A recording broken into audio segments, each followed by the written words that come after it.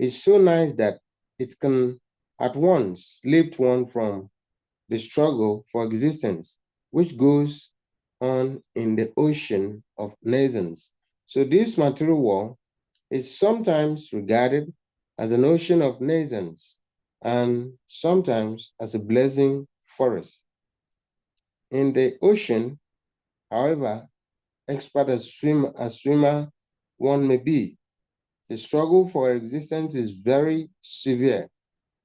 If someone comes forward and lift the struggling swimmer from the ocean, he is the greatest savior. So perfect knowledge received from the Supreme Personality of Godhead is the path of liberation. So the boat of Krishna consciousness is very simple, but at the same time, the most sublime. Okay, so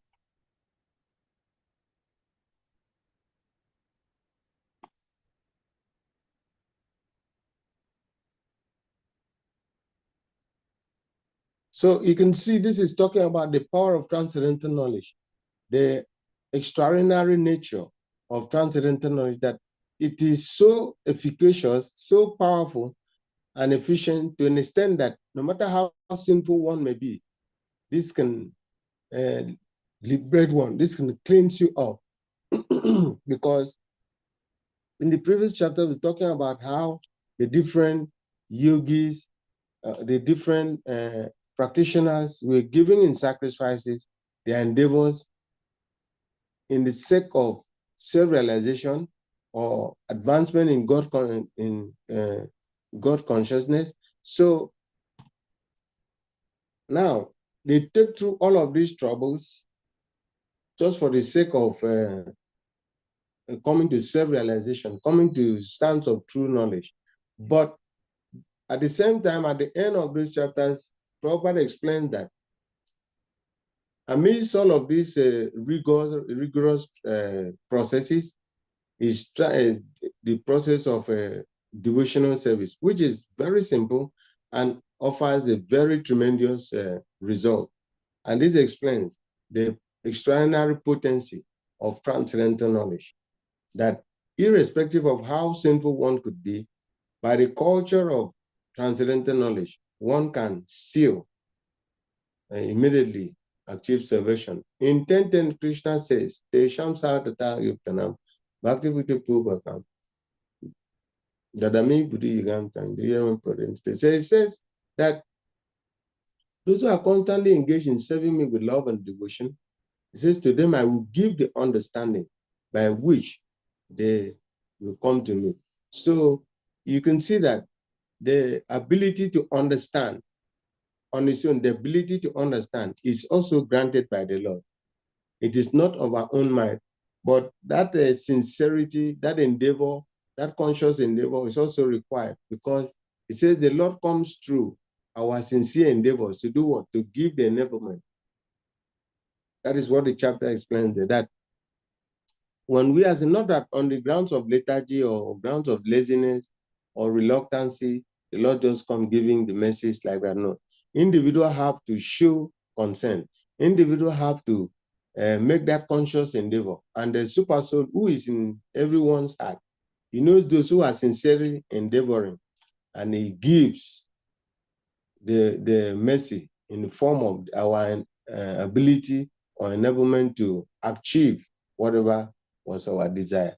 Then the Lord says here, by explaining the extraordinary potency of transcendental knowledge, it dissipates ignorance. Ignorance puts one in the state of confusion, in a perplexity. And then once clear knowledge comes, it broadens our understanding.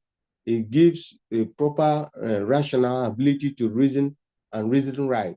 And once you have that ability to reason right, it guides your action. It guides what you do, and it guides you towards what you should avoid. So for that reason, the Lord is giving transcendental knowledge here. Okay, so Next, we will call on, we've requested the host to read, but the host was not actively involved with us. So I think this your line of keeps changing. There is Apova Das BDD Swami. Is he actually involved with us here? Please, can you read text 37 of chapter 4?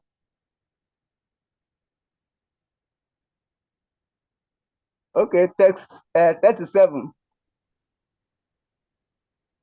Hare Krishna. Hare Krishna, we're hearing you. Okay.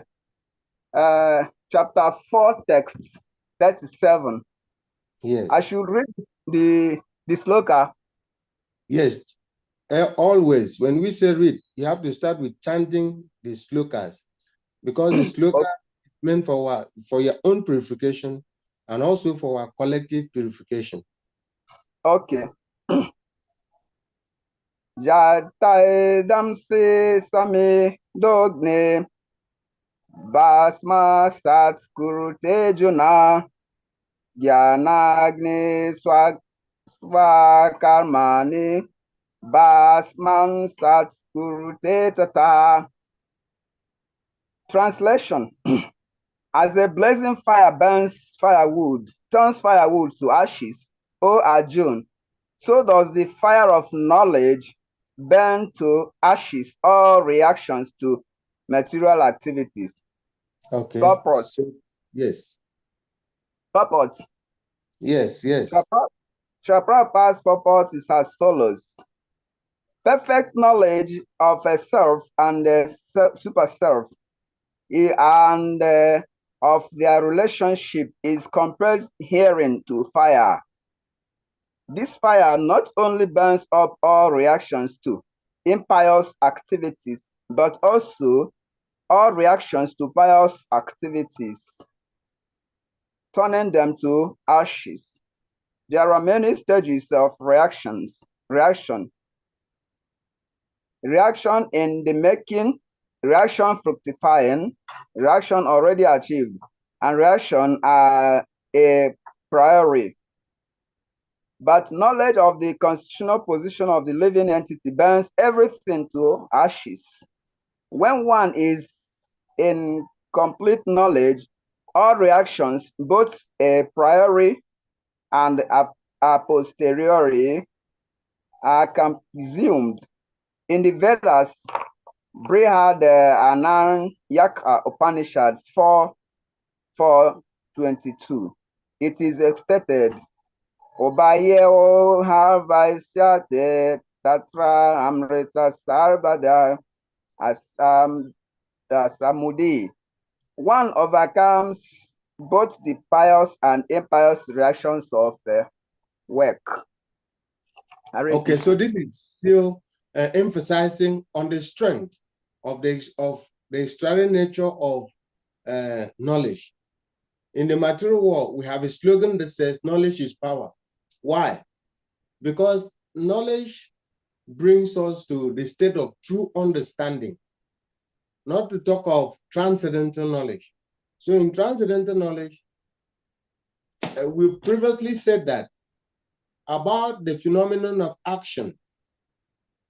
For the self-realized, they don't want, we have two sets of transcendentalists here.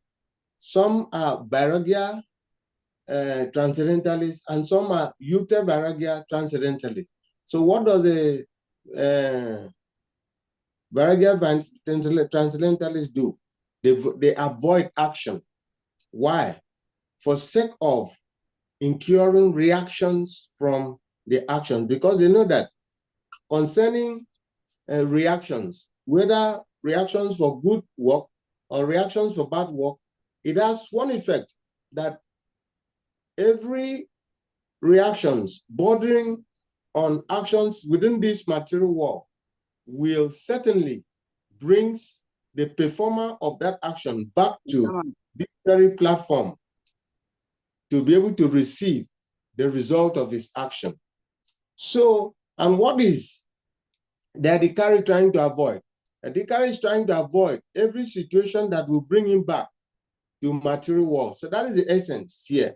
And then if his action, if he's on that same page, if his action is going to bring him back, then the purpose is failed. And then for that reason, the Vairagya practitioner avoids action and doesn't want to engage in any action in order not to incur reactions. But still, Prabhupada has given in his explanation that is not the best. That engaging everything within us in the service of the Lord makes it transcendental. In what sense? Makes the reaction of such actions transcendental and above material consideration. So the result of such actions are not experienced in the material world. So that is what the culture of transcendental knowledge does.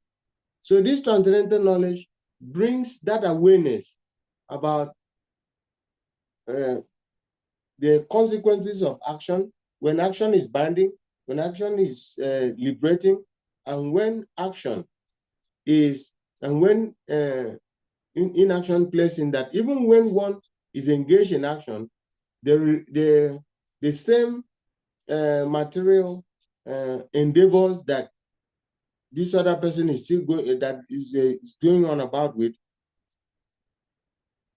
given to the other person, but they produce different results because of the intention behind.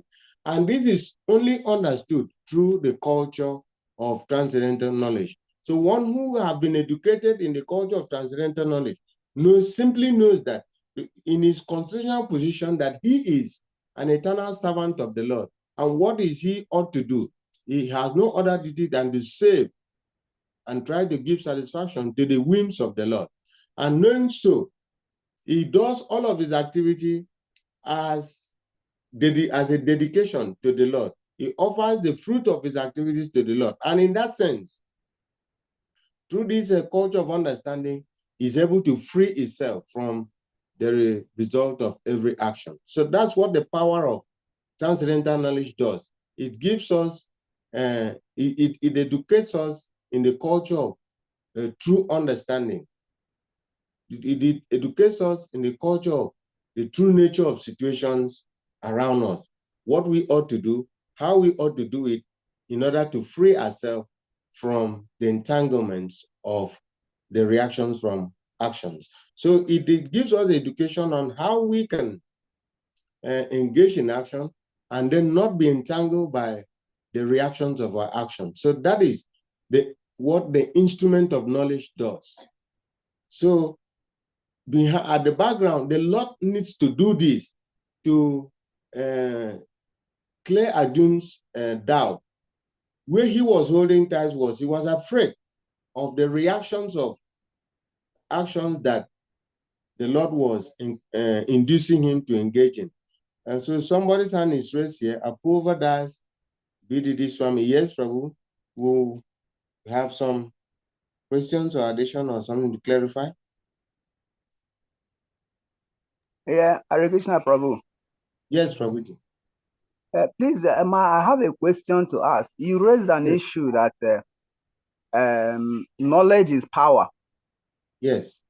Knowledge is power. I've been hearing it from childhood, even up to now. So, but somehow or the other, in course of my research, from 1 or 2 years ago, I raised this issue of question of knowledge being power.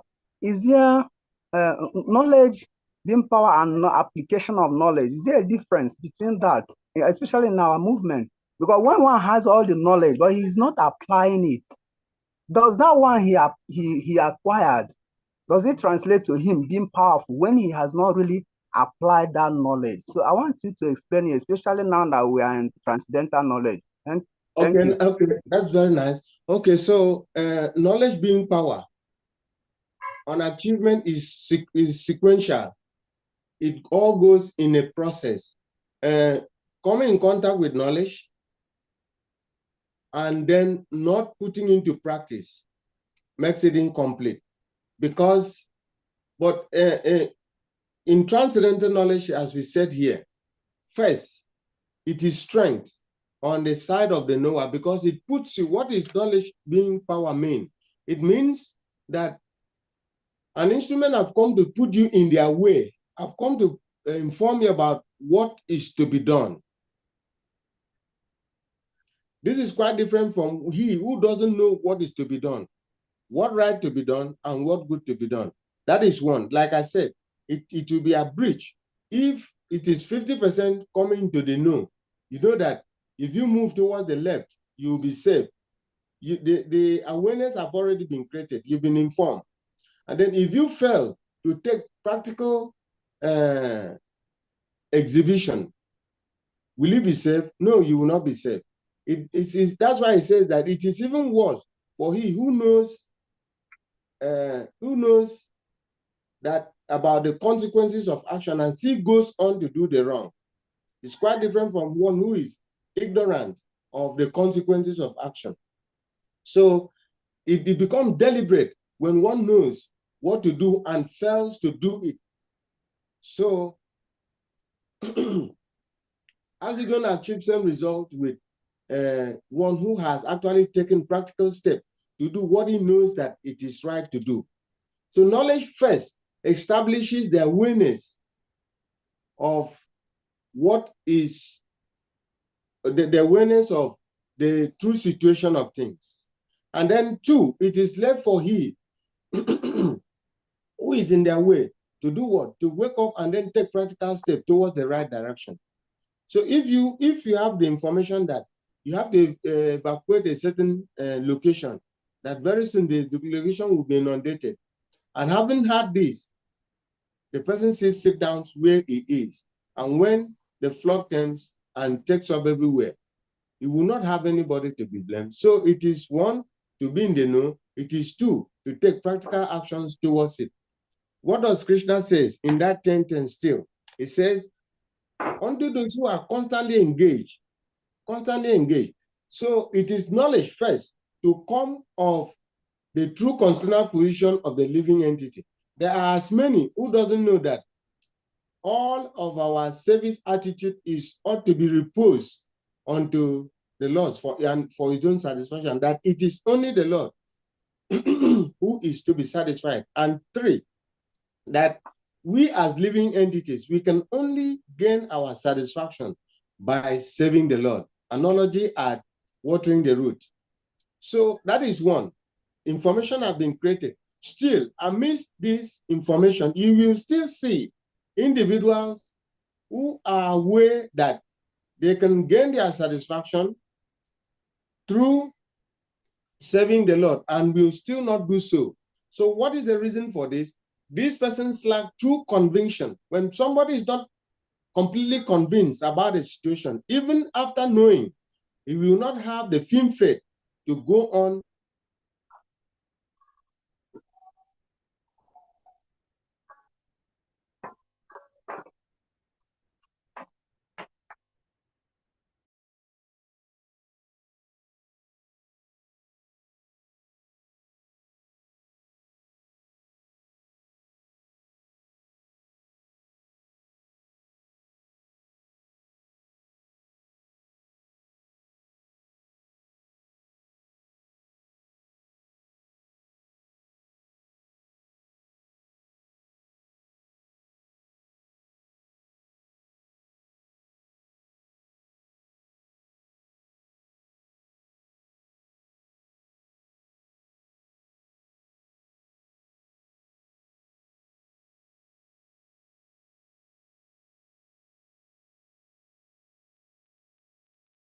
Okay, I think that was some network glitch.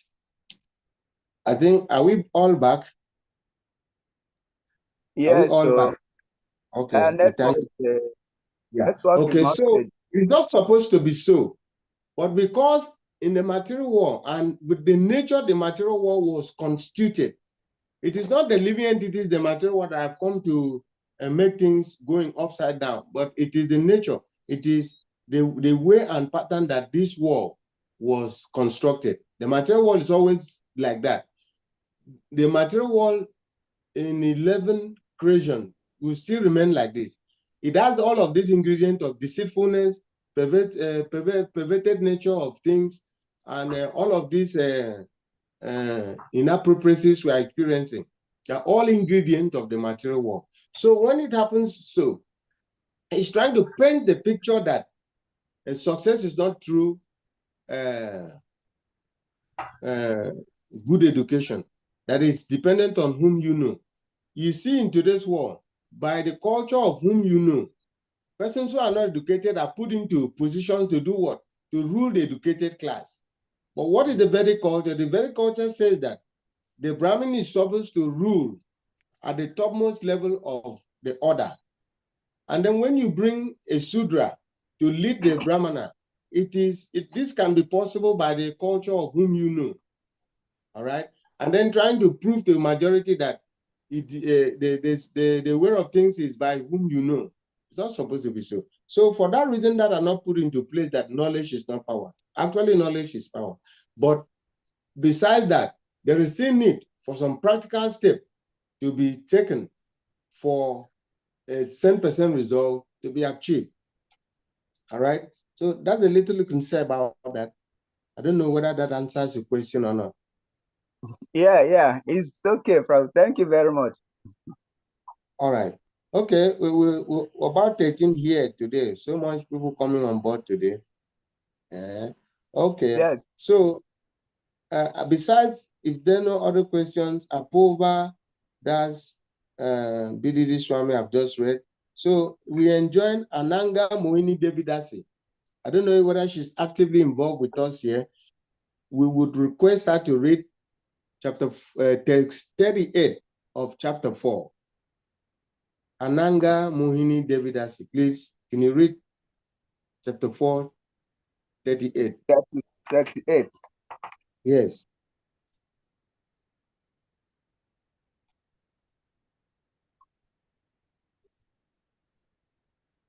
Okay, she's not actively involved with us, so I take that.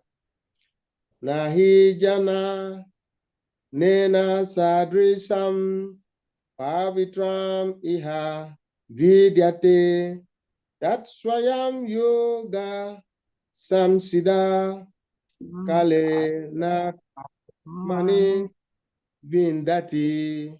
Translation says, in this world, there is nothing so sublime and pure as transcendental knowledge. Such knowledge is the matured fruit of all mysticisms, and one who has become accomplished in the practice of devotional service enjoys this knowledge within himself in due course of time.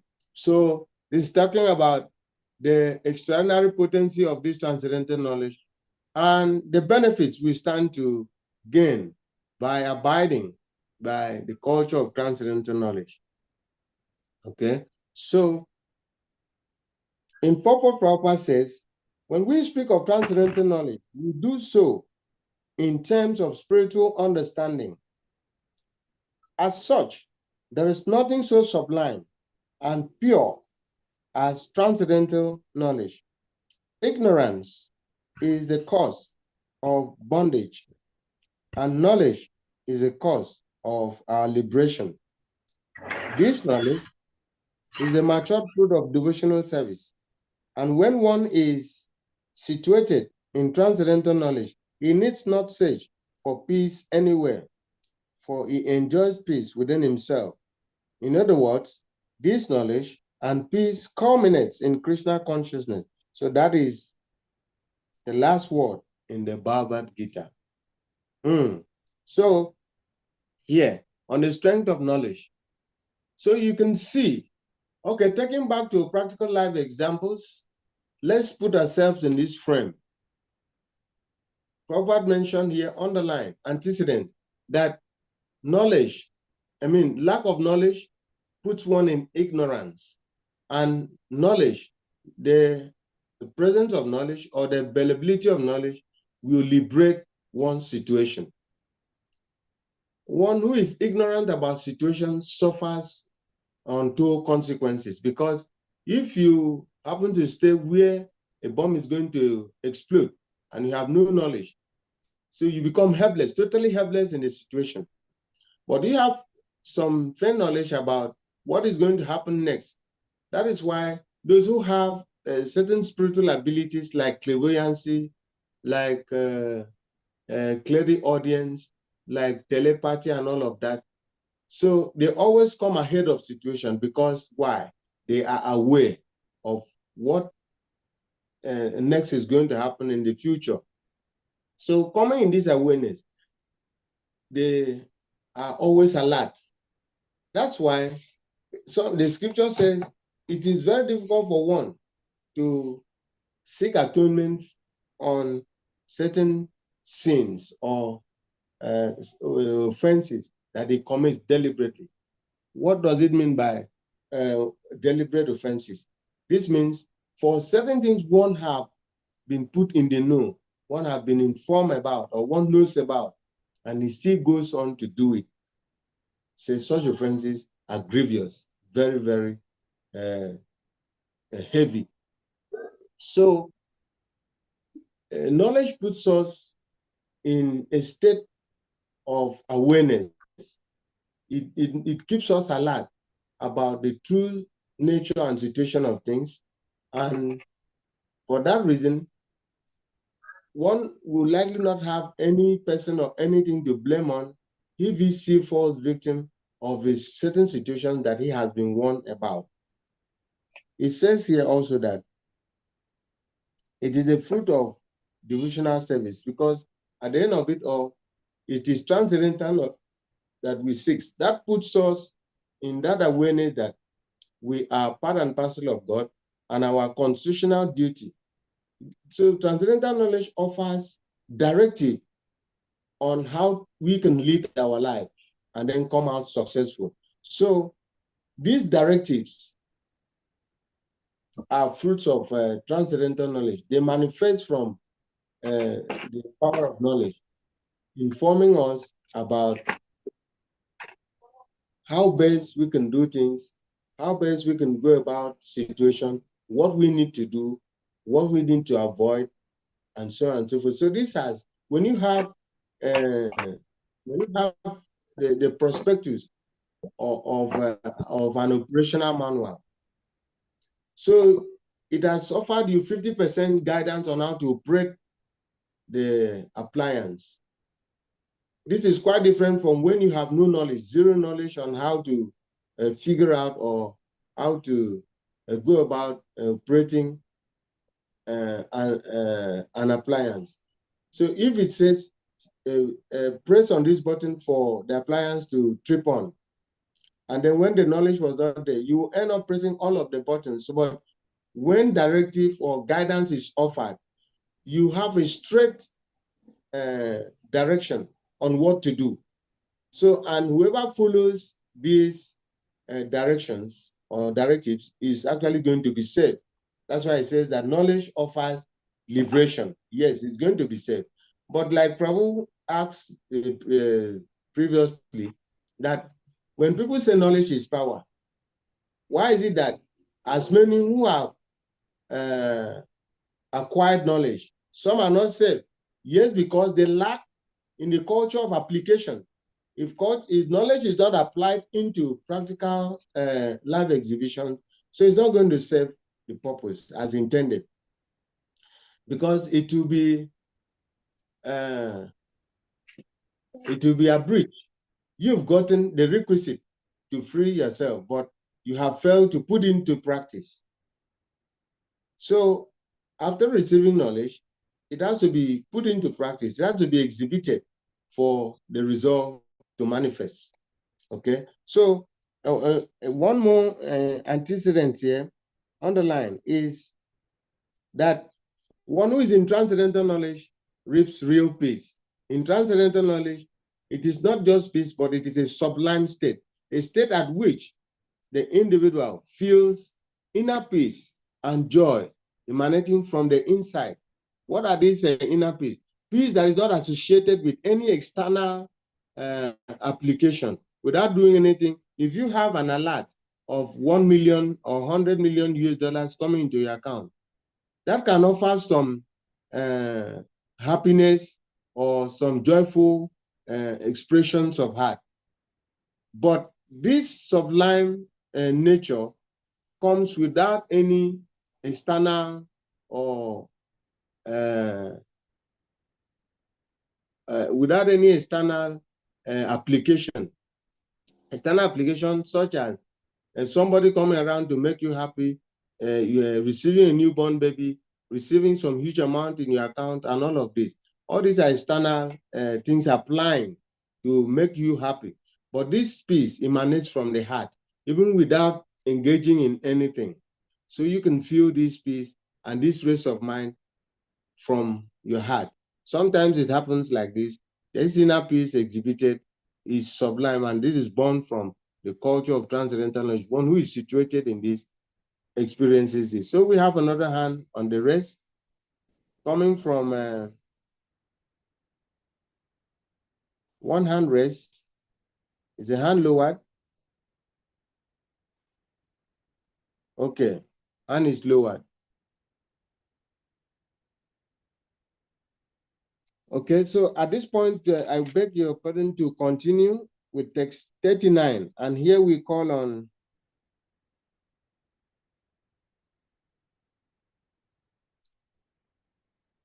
we could not get the audience of Ananga Mohini Devidasi. Is she now actively involved with us? Can she read 39? Hare Krishna, Prabhu. Hare Krishna, please read out text 39, chanting the slokas first. All right. Reading text 39. Please, when you're reading to us, put the video on. This is a Zoom class. Zoom indicates that we have visual interactions. The video In on. fact, I wanted to say something about that. Devotees should on their videos, because we have experienced many times that some people just put on their platform and they leave the place. They are doing something else. They are not actually there. So Yes. on your video. We are not in personal. Yes. Sometimes also ask them to put up the videos, because they suggested that when network goes weak, that having less videos on can boost the network. So for that reason, but at least when one is taking a turn, we want to be blessed by the person's glorious presence. Please put on the video and then you chant Sloka 39. Shradeva Hava Labhat Janam Tat Prayas Samyat Tramyatam Tridya Janam Labhava Param something Atrina Gachatati. Sorry for that translation. Yes. A faithful man who is dedicated to transcendental knowledge and who subdues his senses is eligible to achieve such knowledge. And having achieved it, he quickly attains the supreme spiritual peace. Translation. No, purport. Such knowledge, purport, yes, sorry. Such knowledge in Krishna consciousness can be achieved by a faithful person who believes firmly in Krishna.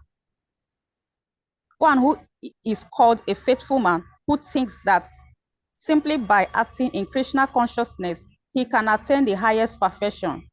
This faith is attained by the discharge of devotional service and by chanting Hare Krishna, Krishna Krishna, Hare Hare, Hare Rama, Rama Rama, Hare Hare, which cleanses one's heart of all material debts. Over and above this, one should control the senses. A person who is faithful to Krishna and who controls the senses can easily attain perfection in the knowledge of Krishna consciousness without delay. Hare Krishna. Hare Krishna. Okay, this is a very interesting text. I wanted to also put to you, students, also coining from the question Prabhu have asked. He asked a question that if I actually said that coming in knowledge or coming in position of knowledge is power, this will empower one. Why is it that as many who have acquired knowledge are not in control of situations? So what would you think is the reason for one who, upon receiving knowledge, still does not come into power? What would you think if you've listened to this verse? Yes, I'm putting that question to all of us here on the platform. Aside, I don't know, is Krishna. Yes. Hare Krishna. I'm also there, yes. so let me try. First of all, we were saying the other day that actually theoretical knowledge is different from practical knowledge or realized knowledge. So when one has a theoretical knowledge and it doesn't put it into, it doesn't transmute into realized knowledge, then it will not get that power that comes from knowledge. Differently said, it is a social code that he who knows how to do something but does not do it has no power over one who has no advantage over one who does not know. If you know something and you don't put it into practice, you have no advantage over those who do not know. So it is putting the knowledge into practice that actually make the difference. And if it is realized knowledge, then it is most potent. Okay? And that is why we're saying that the formula for transmuting theoretical knowledge into realized knowledge is Guru Seva, as we heard in verse 34. Guru Seva, Sadhu Seva, and strong sadhana. Guru Seva means service to the Guru, carrying out his instructions and rendering many services to him. Sadhu Seva means service to other devotees. You recognize the Guru, you recognize the devotees, and you serve the devotees. Then you will get their mercy. Then you have a strong sadhana. So this, threefold, this tripod, practical tripod, Guru Seva, Sadhu Seva, and strong sadhana. These three can enable you to transmute the theoretical knowledge into its practical equivalent. And we made the mathematical equivalence yesterday that 1 drop of realized knowledge is equivalent to 1 gallon of theoretical knowledge. So all that we know was to endeavor to transmute it into its realized equivalent. That means through Guru Seva, Sadhu Seva, and strong sadhana. Hare Krishna. Absence of this. All right. Thank you very much for that clarity and that quick enlightenment.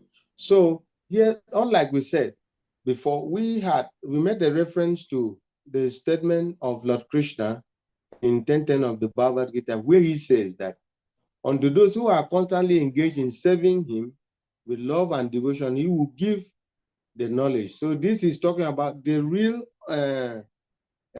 understanding onto this true situation of things comes by revelation. And revelation by who?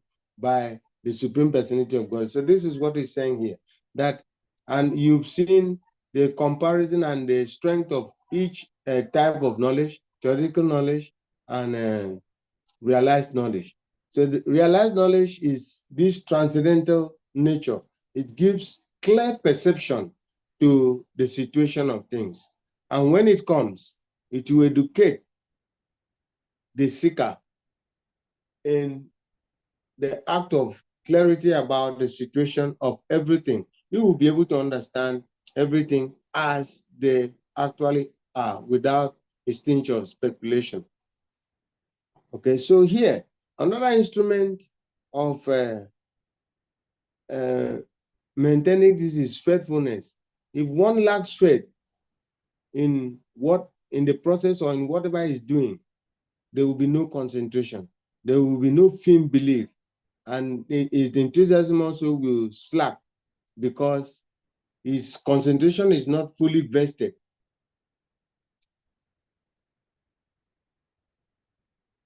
Okay, we thank Prabhu so much for that. And next, we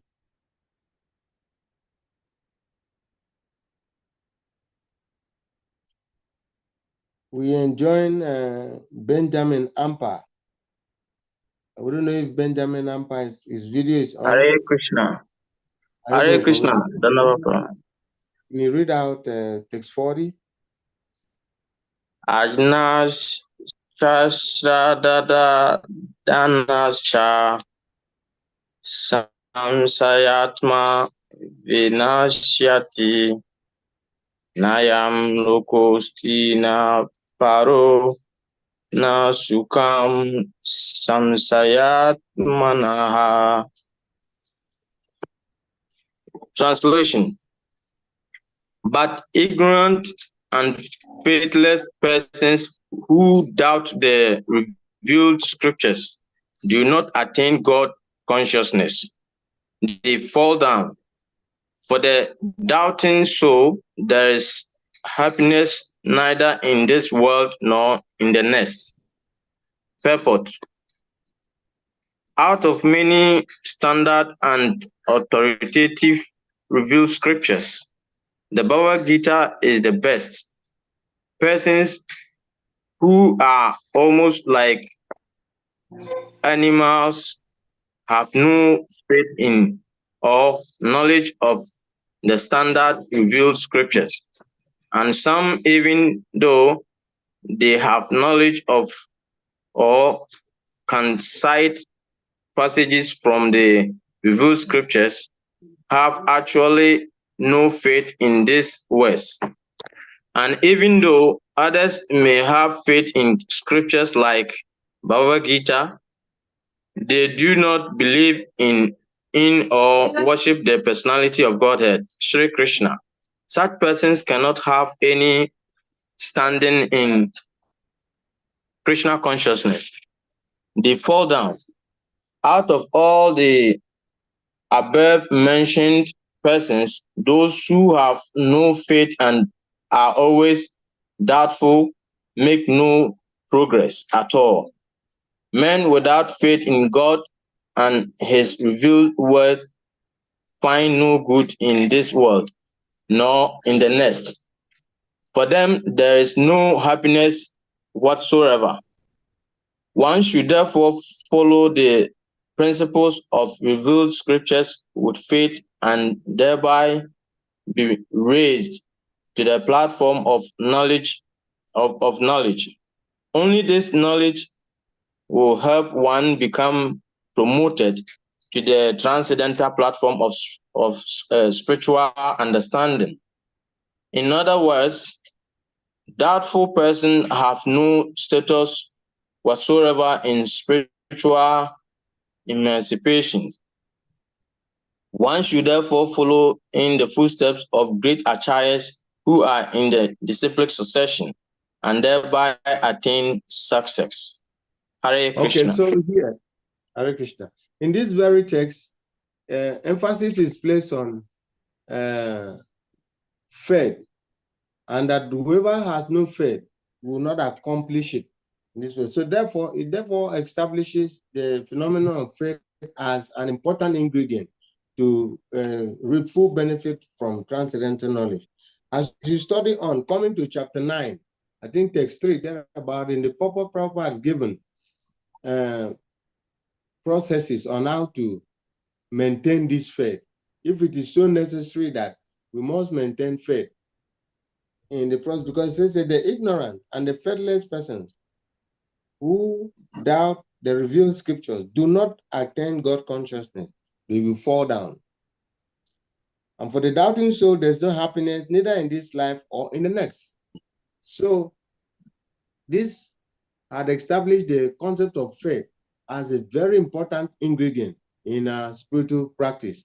So going to that chapter 9, text 3, Prabhupada had given the purport, how to cultivate and maintain this faith. Prabhupada mentioned one that if one takes association of good association of devotees, he will be able to build up this faith. Sadhu Sangha. Sadhu Sangha means association of saintly persons. Don't be mistaken. Sometimes when we say association of devotees, a devotee of devotees who are always endeavoring to, they're always doing things that will help the advancement in Krishna consciousness. Because amidst devotees community, we can also find a satsanga, association of sinful persons. That is, association of certain devotees who are not very strict, or not very sincere with the process. So one has to be, Prabhupada have mentioned, so one has to be very careful in choosing what associations he wants to belong to. And you know what you want. And if you actually want to advance in Krishna consciousness, that you must choose an association of saintly persons, association of such devotees who are always sincerely endeavoring to advance in their Krishna consciousness. It says in such association, one can build and strengthen his faith. And 2, while taking this association, what transpires in the association of saintly persons? Krishna says, because they are always engaged in contemplating about me, discussing subject matters, bordering about my pastimes and my devotees, and so on and so forth. So the devotees of the Lord are always engaged in thinking about the Lord, discussing among each other the pastimes of the Lord, trying to also practically engage in doing one thing or the other for the soul satisfaction of the Lord. So the activities all centered around giving pleasure to the Lord. And in this way, if one takes association of such persons, he can easily build his faith. So faith have now here been established as a very important ingredient in our benefiting from transcendental knowledge. Okay, so we move on to text 41, and here we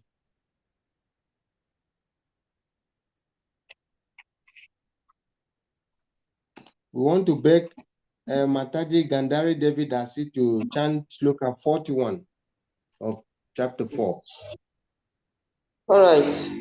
Yoga Sanyasta Kamanam Jana Sanshina Sam Sayam Atma Vantamna Kamani Nibadanati Dananjaya. Translation. One who acts in devotional service, renouncing the fruits of his actions, and whose doubts have been destroyed by transcendental knowledge, is situated factually in the self. Thus, he is not bound by the reactions of work, O conqueror of riches. Purport. One who follows the instruction of the Bhagavad Gita as it is impacted by the Lord, the personality of Godhead himself, becomes free from all doubts by the grace of transcendental knowledge. He, as a part and parcel of the Lord in full Krishna consciousness, is already established in self-knowledge. As such, is undoubtedly above bondage to action. Hare Krishna. Hare Krishna. So here, at refresh the strength of transcendental knowledge, because transcendental knowledge here puts the candidate in the state of awareness of what right thing to do. What's the right thing to do? That he has to act in a way that he reposes the result of his endeavor for the satisfaction of the Lord. And he here says that one who acts in devotional service, renouncing the fruit of his actions, and whose doubt has been destroyed by transcendental knowledge, is situated and factually in the self, thus he is not bound by the reaction of work. So it is knowledge that brings the understanding of how to evade the reactions of action. It is knowledge that had put one in that education of what to do to free oneself from the reactions of action. So this knowledge, because here the doubt was that Arjun had the doubt that if he get engaged in action that is going to involve the death of his own relative, the death of his elders, the death of his teachers, and so on, of what benefit is such an act? Because initially he lacks the proper understanding of for whom this action was meant and how to engage in such actions. So the Lord is advising here that if one does whatever becomes a prescribed duty to him with the intention of reposing the fruit of that action to him, the Lord himself takes charge of whatever reaction occurs that action, and that also automatically frees the living entity. That's why it was mentioned in the previous chapter that even when the practitioner also will be found indulging in the same action that binds others, it will not bind him because the intention behind, the intention at the backgrounds are different. This one is acting for the sole interest of the Lord, and this one is acting for his own personal sense gratification. When we take proceeds of action, it binds us because we've put ourselves at forefront as the enjoyer of the fruit. But when we repose, when we surrender the result of our endeavors to the satisfaction of the Lord. So what the Lord does first is that the Lord takes away all reaction and set us free. And it is transcendental knowledge that also puts the living entity in that state of awareness that we can only be satisfied because it is for long of seeking satisfaction for the senses that the living entity rush into action that entangles him. But lacking the proper knowledge that we can only seek satisfaction to the quest of that sense gratification to ourselves by serving the Lord. And I keep referring proper at this analogy of watering the root. The entire limbs of the tree needs water, need the nutrient water or whatever nutrient one may want to supply to the plant. If one, out of ignorance, goes to supply nutrient to each leaves or branches or twigs of the tree may, or the plant may end up getting very little or no benefit at all. But if by the culture of proper knowledge, one have the clear understanding that to benefit this plant, we just need to water the root. So one have come into the know by the culture of transcendental knowledge. They have been directed on what right to do to reap the full benefit from that intention. So now he goes straight to water the root, and immediately the phloem and stem cells of the plant conduct the water nutrient to all the limbs of the plant. And one's intention becomes satisfied by that mood. And the same way, the same thing applies to service to the Lord. Because the living entity is living with the impetus of satisfying his senses, but does not know how best to do this. It is the culture of knowledge that had put him in this state of awareness of how to reap full satisfaction of his senses by serving the Lord. And he says, whoever reposes or surrenders the fruit of his, or renounces the reaction of his action, and whose doubt have been destroyed by the transcendental knowledge, is situated. Why? Because by so doing, one is not affected by the reactions of any action, even though he may be engaged in same action that is at the same time entangling others. But because the intention behind is quite different here. Okay, so the We're moving on to the last text of this chapter. Mataji have read. Okay. So the last text here goes to Gora Shakti. Gora Shakti Das. Please, is Gora Shakti actively involved with us here? As we have some questions, they would beg that we continue with text 42.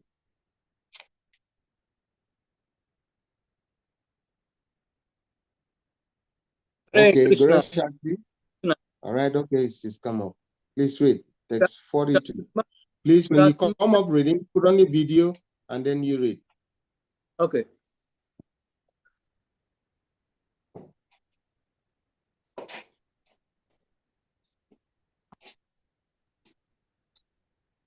Tasma Agyana Sambutam Ritstam Jana Sinat Manaha Chit Vaivam Sam Yam Yoga Asisto Tishta Bharata. Translation. Therefore, the doubts which have arisen in your hearts out of ignorance should be slashed by the weapon of knowledge.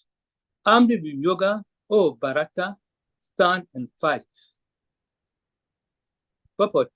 The yoga system is instructed in this chapter is called Sanatana Yoga, or eternal activities performed by the living entity. This yoga has two divisions of sacrificial actions. One is called sacrifice of one's material possessions, and the other is called knowledge self, which is pure spiritual activity. If sacrifice of one's material possessions is not dovetailed for spiritual realization, then such sacrifice becomes material. But one who performs such sacrifices with a spiritual objective or devotional service makes a perfect sacrifice. When we come to spiritual activities, we find that these are also divided into two, namely understanding of one's own self, or one's constitutional position, and the truth regarding the Supreme Personality of Godhead. One who follows the path of Bhagavan as it is can very easily understand these two important divisions of spiritual knowledge. For him, there is no difficulty in obtaining perfect knowledge of the self as parts and parcel of the Lord. And such understanding is beneficial, for such a person can easily understand the transcendental activities of the Lord. In the beginning of this chapter, the transcendental activities of the Lord were discussed by the Supreme Lord himself. One would not understand the instructions of the Gita is faithless and is to be considered to be misusing the fragmental independence awarded to him by the Lord. In spite of such instructions, one would understand the real nature of the Lord as the eternal, blissful, all-knowing personality of Godhead is certainly full number one. Ignorance can be removed by gradual acceptance of the principles of Krishna consciousness. Krishna consciousness is awakened by different types of sacrifices to the demigods, sacrifice to Brahman, sacrifice in celibacy, in household life, in controlling the senses, in practicing mystic yoga, in penance, in foregoing material possessions, in studying the Vedas, and in partaking of the social institution called Varnashram Dharma. All of these are known as sacrifices, and all of them are based on regulated actions. But within all these activities, the important factor is self-realization. One who seeks that objective is the real student of Bhagavad Gita, but one who doubts the authority of Krishna falls back. One is therefore advised to study Bhagavad Gita or any other scripture under the bona fide spiritual master with service and surrender. A bona fide spiritual master is in the disciplined succession from time eternal, and he does not deviate at all from the instruction of the Supreme Lord as they were imparted millions of years ago to the Sun God, from whom the instructions of Bhagavad Gita have come down to the earthly kingdom. One should therefore follow the path of Bhagavad Gita as it is expressed in the Gita itself, and beware of self-interested people after personal aggrandizement who deviate others from the actual path. The Lord is definitely the supreme person, and his activities are transcendental. One who understands this is a liberated person from the very beginning of the study of Bhagavad Gita. Thus, and the Bhaktivedanta purports to the 4th chapter of the Srimad Bhagavad Gita in the matter of transcendental knowledge. Hare Krishna. Haribo. Therefore, the doubt which have arisen in your heart out of ignorance should be slashed by the weapon of knowledge. Amen. Armed with yoga, O Bharata, stand up and fight. Okay, so you've already hinted on this, that the instrument of knowledge elicits ignorance. It moves away ignorance. So when knowledge comes in, it pushes away ignorance. And when that happens, it puts one in the know. It puts one in awareness. It makes one understand the truth about situations. And having put one in this situation, one is now in position to know what he has to do and what he has not to do. Unlike we've just said before, that even amidst this, if this knowledge is not put into practice, it will not yield the expected result. So, and two, the Lord also mentioned that while doing this, one has to maintain firm faith. And without faith, one will not accomplish on this path. I've said this severally in previous chapters, that one who has no faith will not accomplish on this path. So faith has become so a very important ingredient in utilizing transcendental knowledge. And so why the remote reason why Arjuna could not fight was because he was in ignorance. He was in doubt, arising from ignorance. Because of this ignorance, has put him in doubt of what is the justification of engaging in this kind of actions. So he didn't see any need. At the point he told Krishna, I do not see any good result coming out from this endeavor.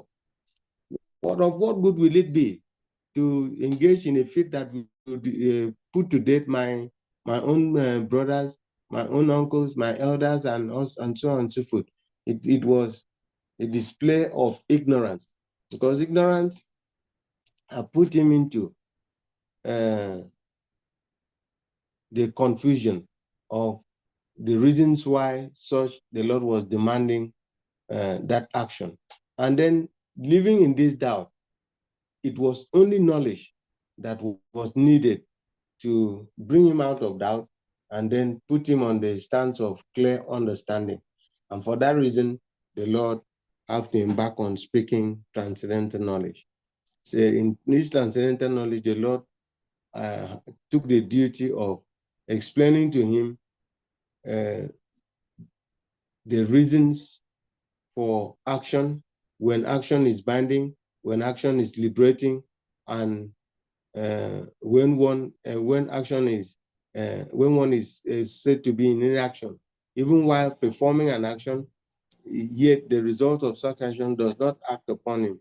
And the best way to engage in action is to engage in action in the sole interest of the Lord.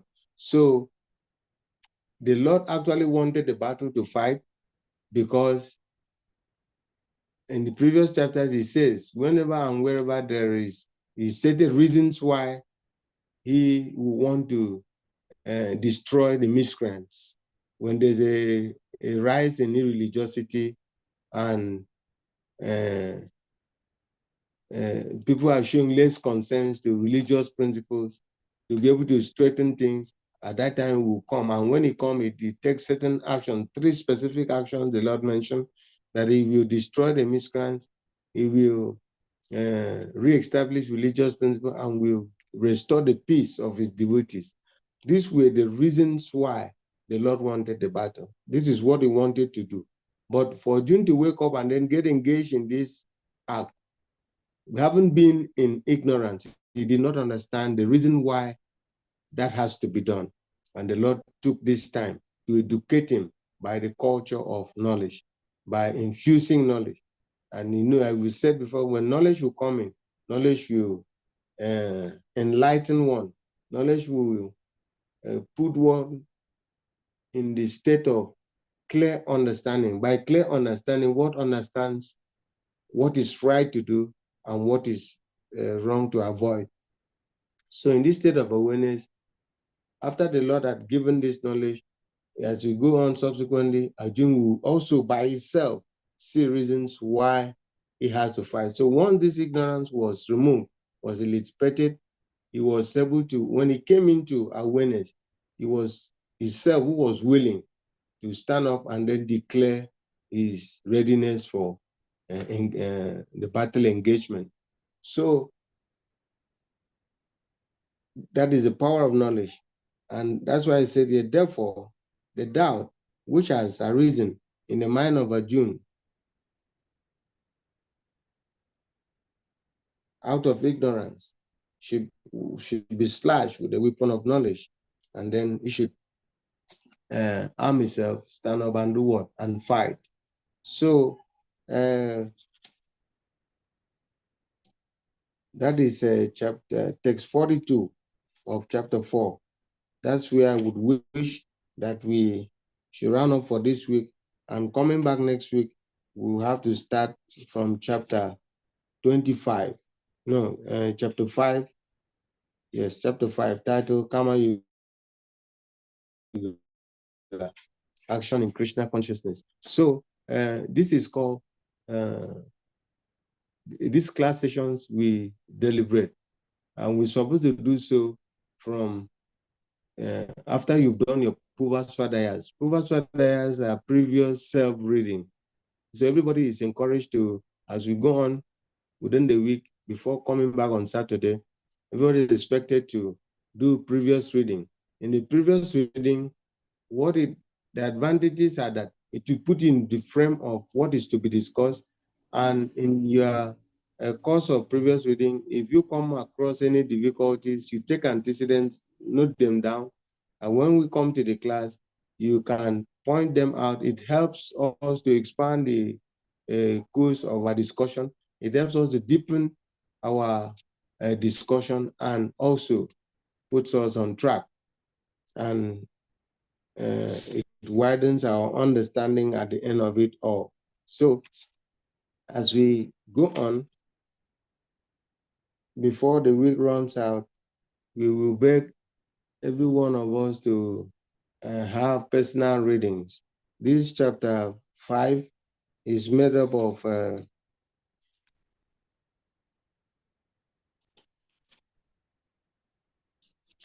it's made up of 29 texts altogether, so it's not so much.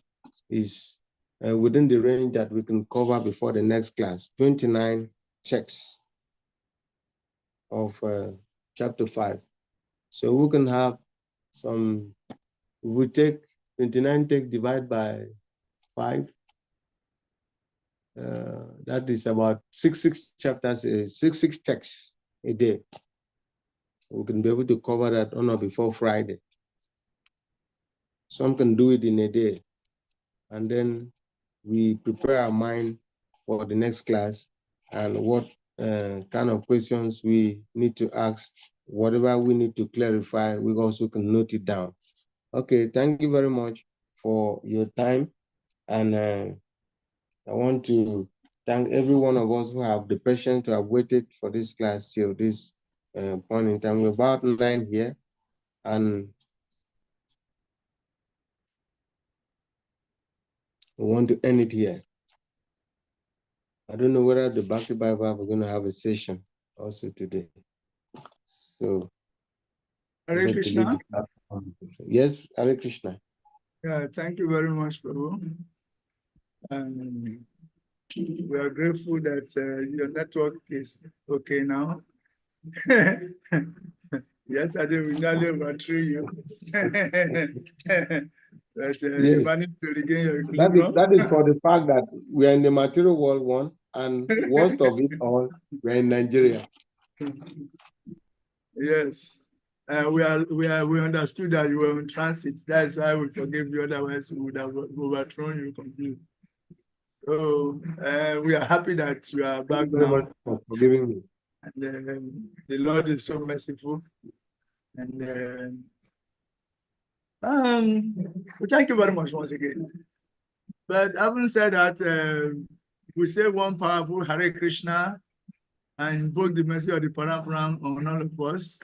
Hare Krishna, Hare Krishna, Krishna, Krishna, Krishna, Hare Hare, Hare Hare Rama, Hare Rama, Rama, Rama Rama, Hare Hare. Vanchakapatarvya Chakri Pasinivya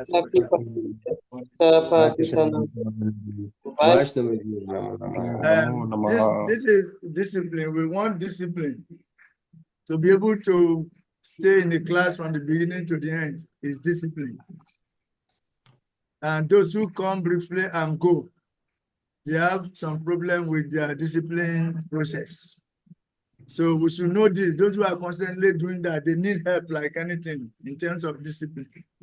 And without being disciplined, you cannot become a disciple.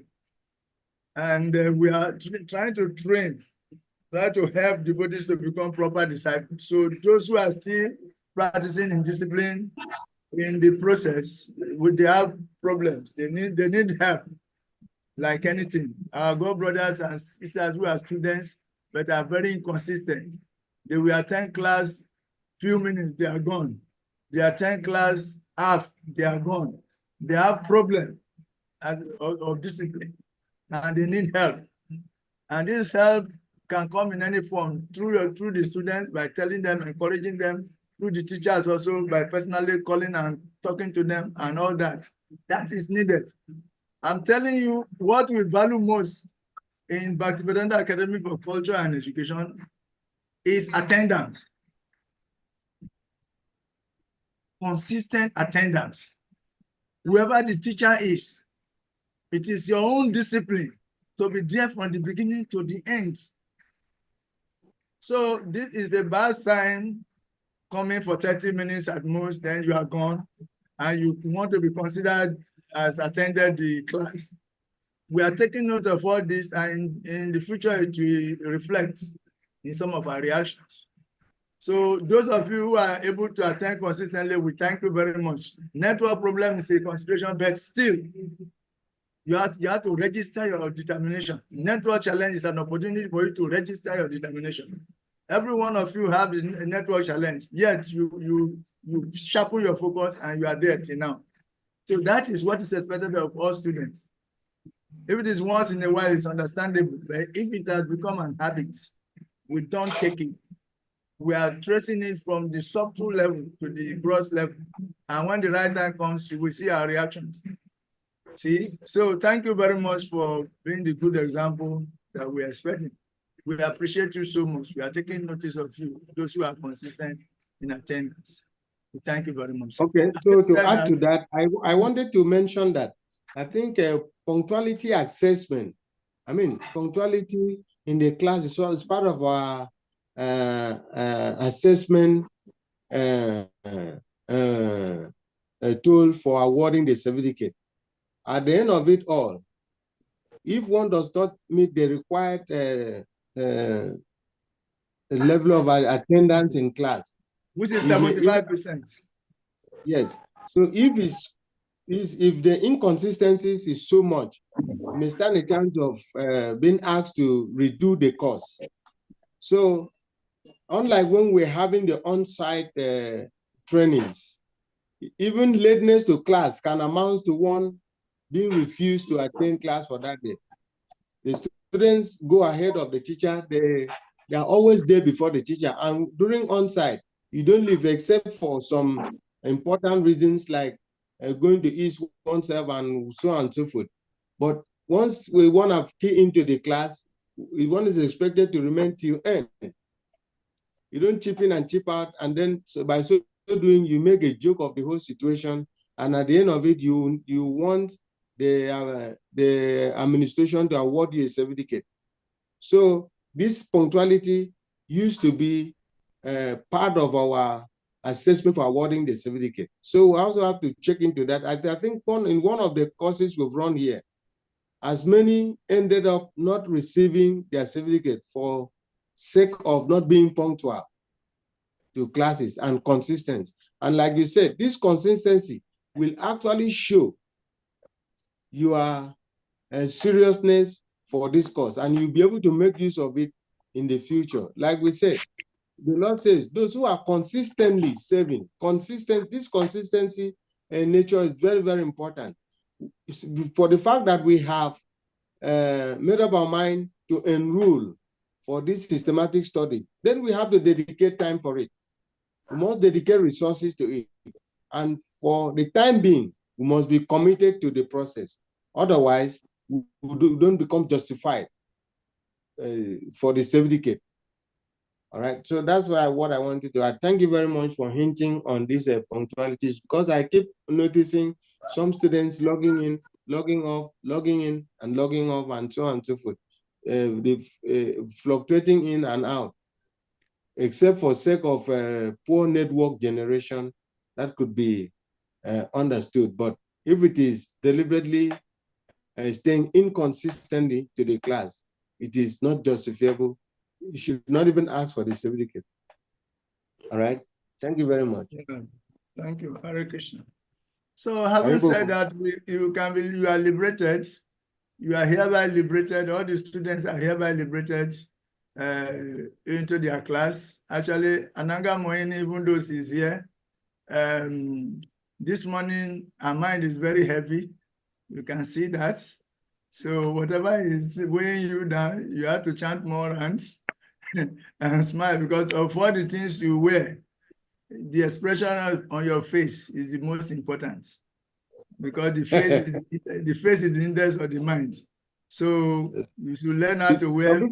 Some people can wear heavy face in disguise, but inside of them, you should learn to wear smiling face whenever you are in class. Don't think of other things when you are in class. Okay? So we thank you very much. No comment is allowed. No reaction is allowed. Swallow it like that. We want to see smiling faces, okay? Hare Krishna. Thank you. Yeah, see you next week. All the students can go, but the teachers should stay behind. And let us brainstorm a little bit while waiting for the Bhakti Vaibhav students. Okay. Hare Krishna. Who are the teachers? Who are the teachers? Hare Krishna. His Grace Kavikanapura Prabhu. His Grace Ekatman Nitai Prabhu. Please wait. All the others, you can go, disappear and go and enjoy yourself. You are free to fly. You are free to fly. Fly away now. Hare Krishna. His Grace, you said they should fly. Ekatman Nitai Prabhu. Haribo. The flying people are flying. One more person is to fly. He has hidden himself, but he has not flown away. That is Balalila Prabhu. It's Balalila Prabhu. It's not Benjamin Ampa. It's Balalila Prabhu. So change your. Change your He name has to update Babalola. his signatory on the Zoom. You can do that once you enter. Yes, once you enter, you can just do that. Give him the tutorial how to do it. Where will he click? What will come out? What will click next?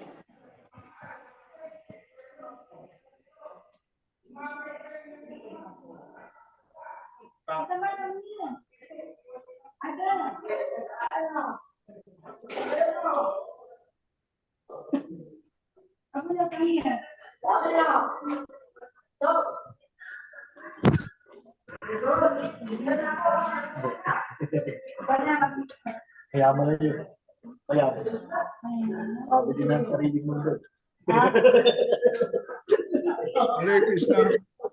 Hare Krishna. Yeah. We are waiting for Bhakti Bible students to come on board. But I think usually we create a different link for them. So let us discuss here. Then when the time comes, we go to that link to join the Bhakti Bible class. The probability of the attendance may be very scanty because Bhakti Bible students are mature students, temple presidents, and sometimes they can choose to be very whimsical. They will just come and show face and go, and some people at all. So any of them that come will take advantage of. I think I will try to call them one by one before the time. So yeah, Hare Krishna. Hare Krishna. What did you say? Yeah, say something. No, I was not hearing you because I was in another word. Okay. I'm saying that let us discuss a little bit. We want to give some kind of sense of direction to the Bhakti Bible students as per their presentations, PowerPoint presentations, form of seminar. And for that, we want the teachers to be there so that complementarily we can give them guidance. And for that, as we suggested yesterday, I'm trying to identify topics right now, allotting three chapters to each and every one. And among them, they will choose one of the chapters and develop their seminar from there. So that's what I'm doing right now. Very good. And can you suggest some of these topics like chapter 3, Canto 3? Explanation of devotional service. Canto 3 has 33 chapters. So we want to start from the beginning. Questions by Vidura. Should we allocate it to somebody? Yes. The remembrance of question by Vidura, we should do it. Allocate. Now I'm going to be very busy. I'm moving now. Okay. I will not worry you much. I will do the allocation. To you. Okay, good. You are driving? It's Grace Kabi, you are driving? Yeah, something like that. Not something like that, be specific. Kabi is enjoying his location seriously. Yes. He's not joking there. Seriously, we'll be speaking if you see him physically, you will envy him. No, you don't need to see him physically. See his abud. It's like all glory to Krishna. It's like Deva Loka. All the seats are gold. The floor are made up of chintamani. Wow. Abi? Actually, it's a nice place. It's in a nice place. How do you know? I didn't get before. All right. To be able to exhibit that level of opulence, that means he's actually making it. Yeah, sure. All glory to you.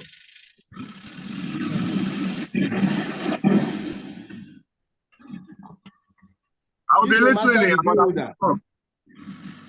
Okay. So I'm on it. What we do is that when it is time, when it's 9:30 or 10 minutes to 9:30 or 9:20, we open the other link, Back to Bible link. But for now, here we can just stay around and talk among ourselves. Do we allocate this topic? It's already 9:41 from my time here. 9:41. Okay. That is Nigerian time. Okay. Okay. Yeah, Ghana time 9:30. That's when the Back to Bible will start. So I'm allocating topics or chapters from Canto 3. So I'm saying that do we allocate remembrance of Lord Krishna as one, or the lost pastimes out of Vrindavan? Out of these two, which one do we allocate? I think the lost pastime out of Vrindavan is maybe most suitable because it offers a lot of material for the student to make for his discussion and presentation. But I don't know, the majority we have to do in the induction, the orientation induction, because the students have to be educated on what is expected of them by then, the methodology of presentation, and the important point they have to hint on in their discussion to be able to create facilities for our rules of assessment. Yeah, the different areas we allied to them: mood and mission, personal application, preaching application, understanding, and the like, you know. Then we encourage them to structure how to structure the seminar. We show them how to structure what we expect. Yes, that's what I'm saying, because I can remember once in our own time, I think about a particular session was all picking on topics that they could not depict Prabhupada's mood and mission. And even the facilitator took it, finds it hard to depict what should have built up for Prabhupada's mood and mission given to those chapters the children have chosen. And by so doing, it makes the student also not understand exactly what the facilitator was asking by mood and mission of Srila Prabhupada regarding the topics they have taken.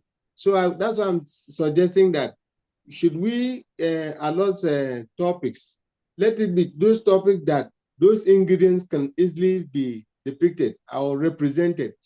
They can be able to see mood and mission, they can be able to see personal application, they can be able to see, it might not be in all cases, no doubt, but majority should be able to be found along line so that going forward, because when they have the basic understanding, it will give them the grounding to be able to depict these ingredients wherever they see.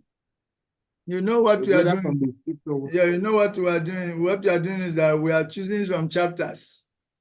We are choosing 3 chapters, allocating 3 chapters to each and every of the students. And out of the 3 chapters, they will choose one. Okay, there will be options. Yes, there will be options, 3 options. They will choose one out of the 3. And submit back to the facilitator.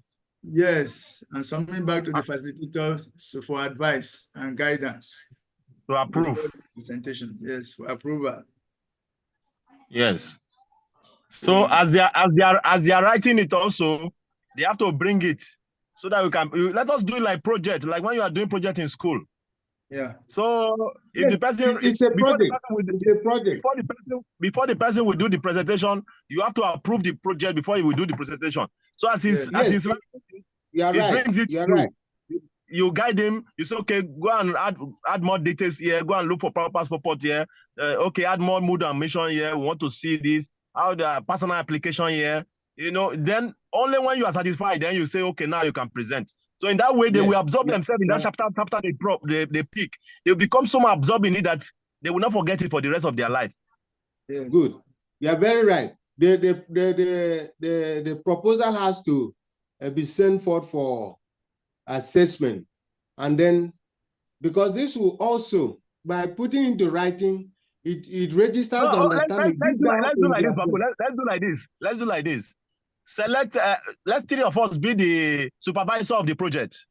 Okay. So you will now divide the students among the 3 of us.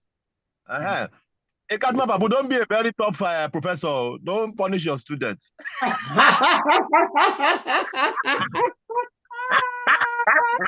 Why do you say so? Please tell me so that I will correct myself. I'm just joking. I'm just joking. I remember. I remember how some professor can be very tough in school. I mean, just this is we. The witchcraft says now we there here. So tell me, have I been very tough on assessment? No. I remember. No, I say I remember how the professors in school used to behave. I'm just joking. Don't take it serious. I have to learn from whatever observations others have about me. So no, why are you taking it serious now? I don't joke. I don't come out them now. Why they take it serious, Babu? You say don't withdraw.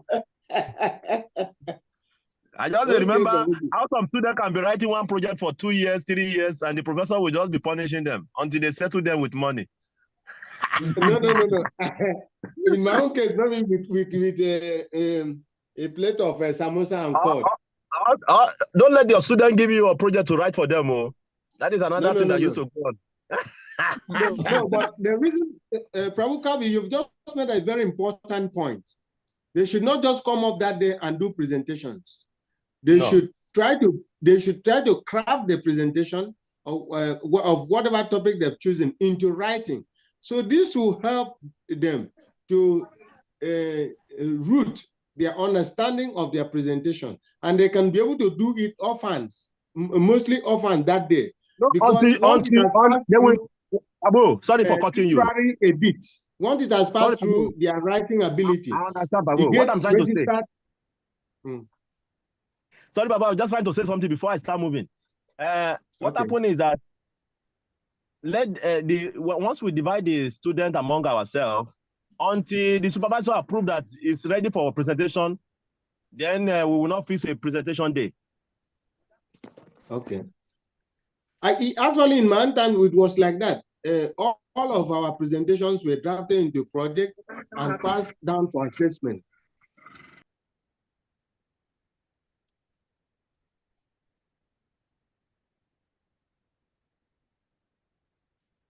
Yes, at coordinator. Yeah. So that's what you are going to do exactly. That's what you are going to do exactly. And we should just be ready to do our parts. We give them general orientation, then we add all these points for them to. In fact, there are some whimsical ones, someone like Salika, for instance. Now we did, that's what we are doing. Someone like Salika, he feels he knows too much. So, and there are certain people he doesn't respect among us. We feel that who is he to come and assess me? Assess me. Who is he? I beg. Like kind of. So we are going to allocate Salika to you. Salika to Ekatma. You go fight with you. No, you know, allocate Salika to me. Anyway, this is a very important point you have raised. We have to, what makes an institution is because of the standard they maintain.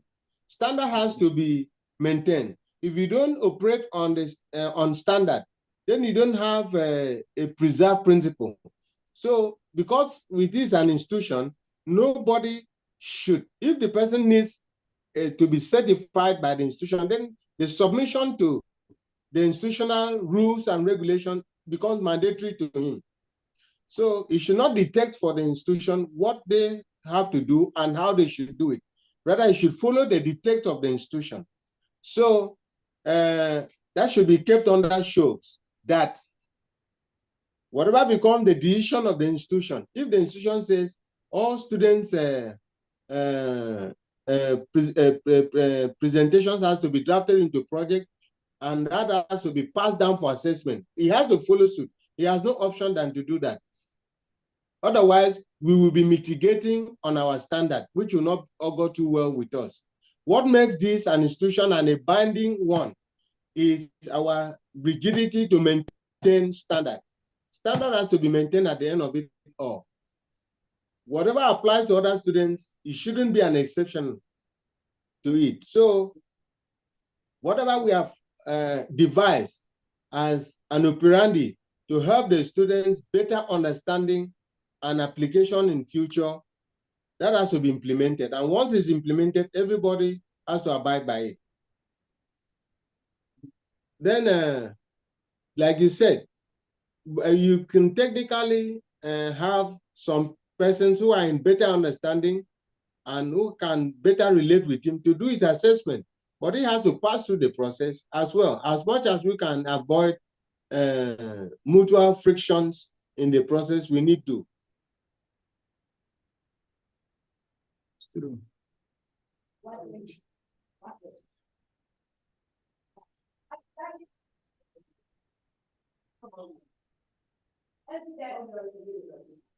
Unlike when you were saying that certain persons are knowledgeable of the scriptures and for that reason they should be made automatically teachers. I said no.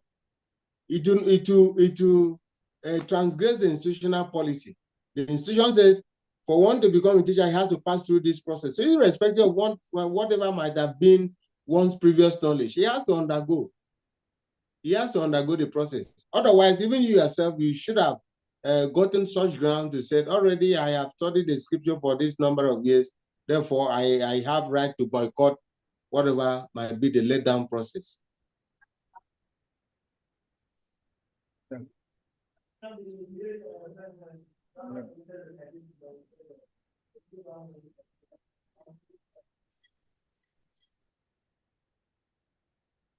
Okay.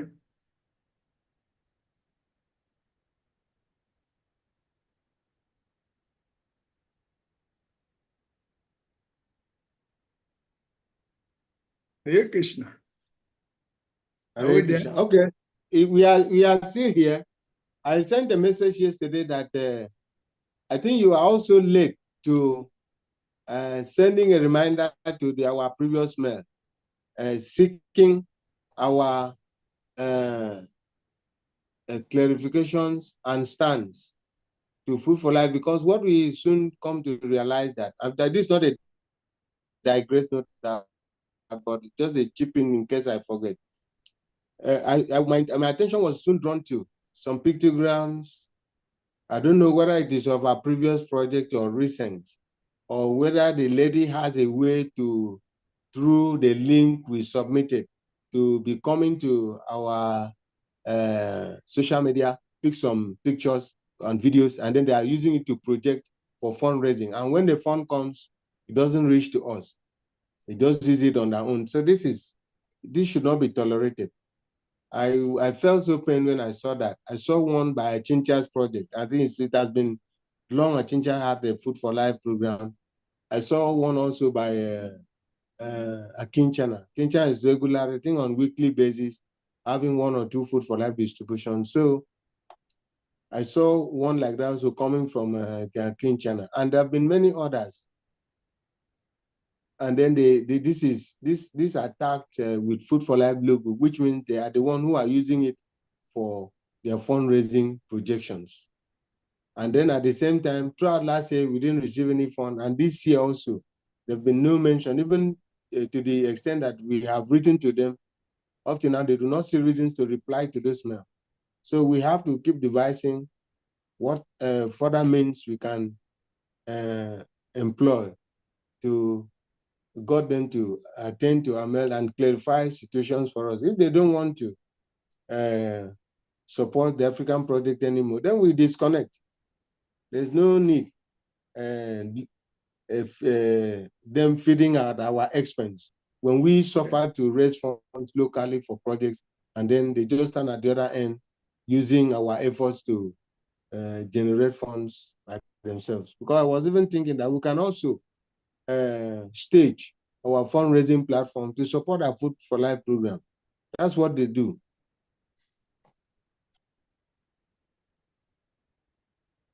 Yeah, we have to do that. We have to do that because we can do it, actually. And that gives us the chance to rebrand. We have to do rebranding. Yes, that's why I said, send a reminder. If that is not possible, then we can disconnect and then rebrand our entire status and have a different outcome completely and a different goal altogether. And then we can float as an independent body. And we can also key into the fundraising as well, and then use our funds directly without any middle intervention. Yeah, because this thing is having a little, even a little friction which we are managing with ISKCON's Food for Life. Yes. Whereby with the singing and dancing and preaching, all those things are not encouraged. Yes. In their own, and it's an austerity. The reason why we adjusted to all of that was that, well, let's just take on the basics because of the financial support they promised to be given to us. But whereby those supports are not coming, then we can retrieve and then maintain our stance and do our thing our usual way and in the culture that we best understand.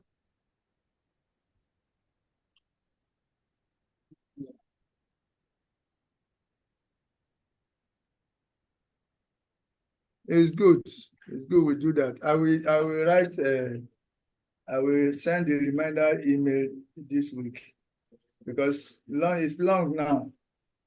It's a long time. Yes, and practically that we request their feedback. Yes.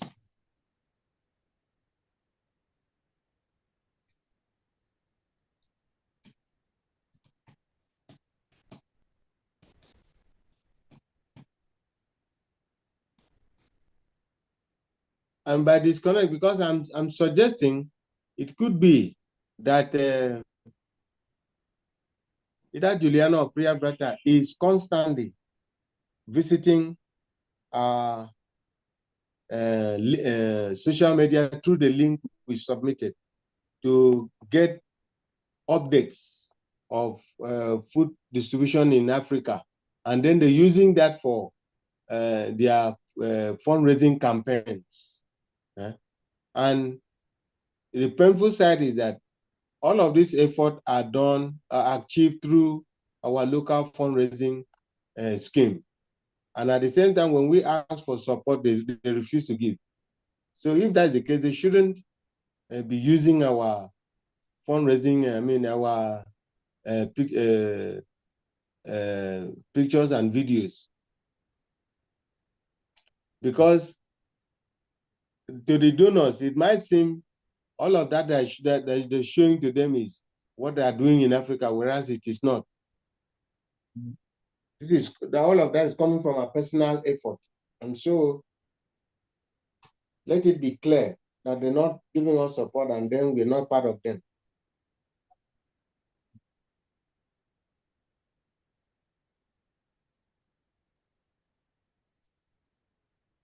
And when writing to them,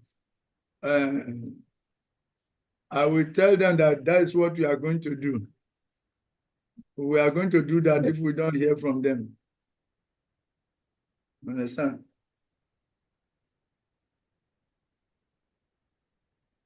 And then I was thinking that we drop the link and we'll go forward to drop the link.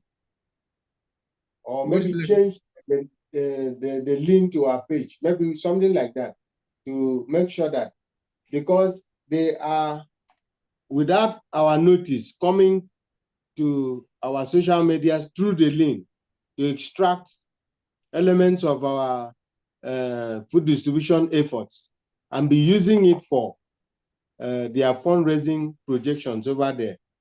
And when they realize the funds, they don't also allow us to benefit from it.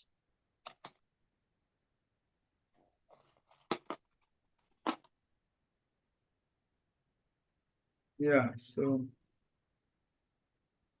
that is it. We will do that. We'll do that. And that means we have to call a meeting after we talk with them. Yes, because I ought to have done so, but I was thinking that we wait until we get a response from them. And since they refuse to respond to the first mail, then we send a reminder. And after some while, if there's no response comes still, then we can consider a meeting and we have an advice for all of our already existing projects on what we need to do going forward. Because this indication by Kinchana had actually revealed that they're trying to boycott us and then stay at the background to eavesdrop whatever we do and then use it to show to the world that this is what they are doing to Africa, whereas we're not getting any support from them.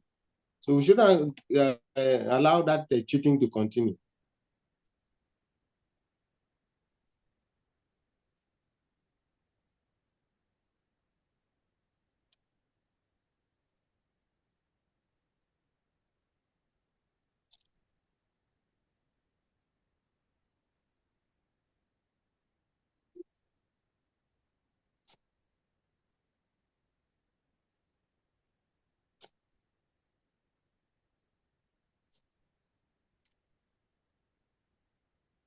So this is 10 o'clock, should be 9 of Ghana time. Yeah, we're not in questioning on stream. Do we switch to the Bhakti Bible or they're using the same platform for the orientation? No, we switch, we create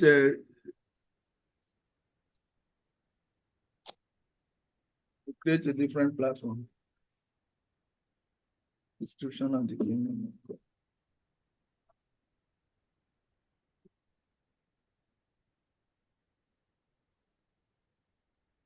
So, whose alarm is disturbing me? I'm thinking alarm just coming, the ringing.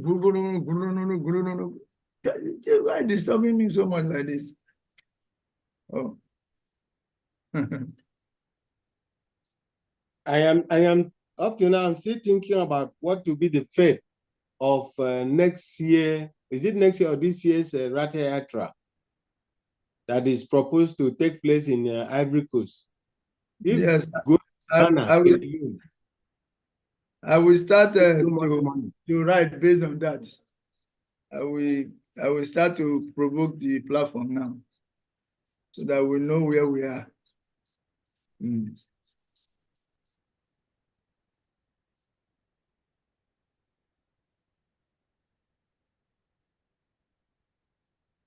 Alarm, it's not by force. Please don't disturb me.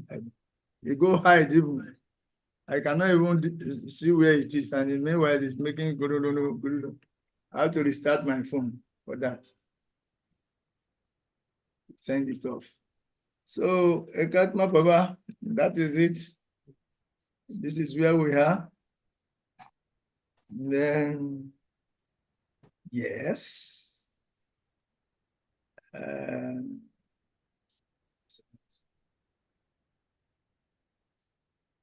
Yes, I think we have selected topics already. And I'm going to call Jamasami to create the link for the Bhakti Bible. And meanwhile, I have to call them individually to remind them, because otherwise they will stay at the time reach and nobody is there. And they say, oh, they are not aware. Oh. Hare Krishna.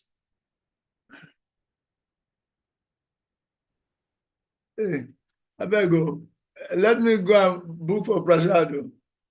They ran baby, somebody never come for my place. So I don't want anybody to sideline me. But this is my salary. I'm coming, no problem.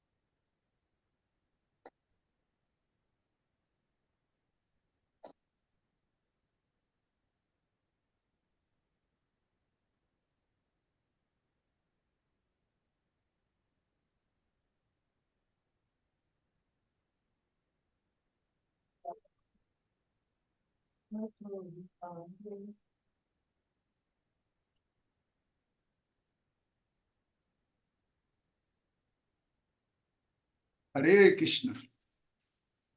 Oh.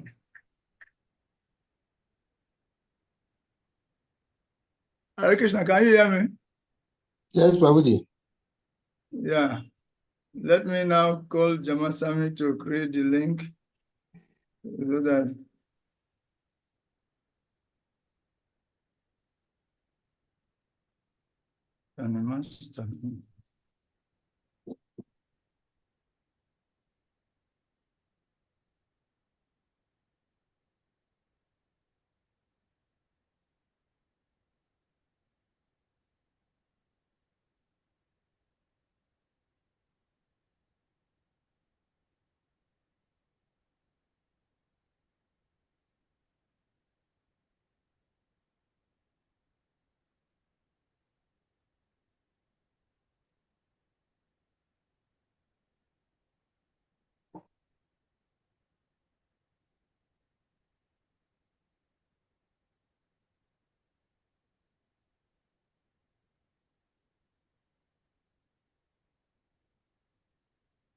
Hare Krishna, Jamasami Mataji, please accept my humble obeisances. All glories to you, all glories to the Prabhupada, all glories to his Guru Pranam Pranam, all glories to Bhaktivedanta Academy for Culture and Education, the only training platform in West Africa. Please kindly create the link for the Bhakti Bible class now, so we can circulate it immediately.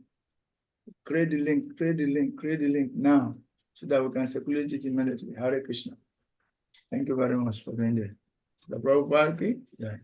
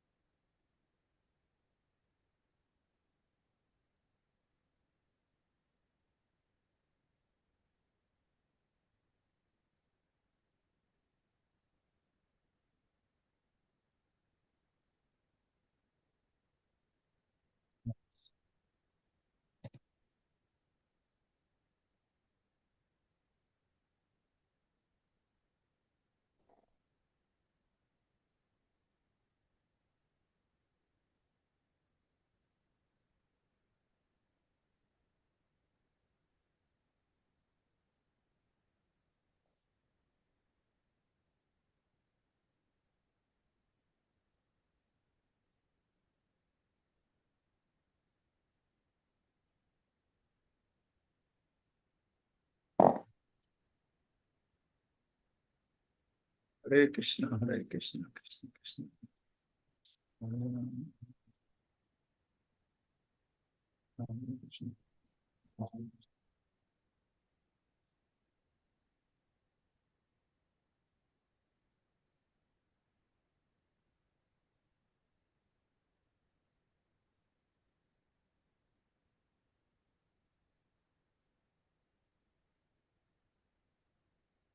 Hare Krishna, Madhuvanji. Dandava pranams, all glories to you. All glories, Prabhuji. There's something we want all the Bhakti Bible students to come on board today, normal time, so that we want to actually allocate areas of topics for them, chapters for them, so that they can from those chapters derive their topics, and also to give them some sense of direction and structural arrangement and all that. And yes, and also allot ourselves to different instructors for guidance until, yes, the project is approved before they present. We want to make it a little bit more explicit. Yeah. Yeah, so we want to do that. So please stay tuned. Very soon we are going to send the platform and the link so that we can all converge. Hare Krishna. Thank you very much. Yeah, thank you.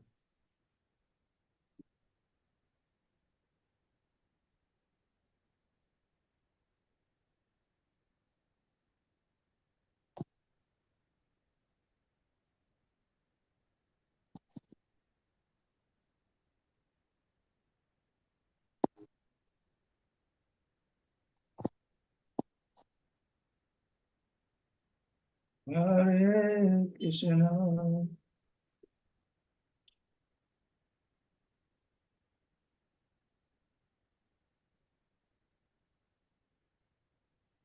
Hare Krishna, Kamlaji. Please accept my humble obeisances. All glory to you.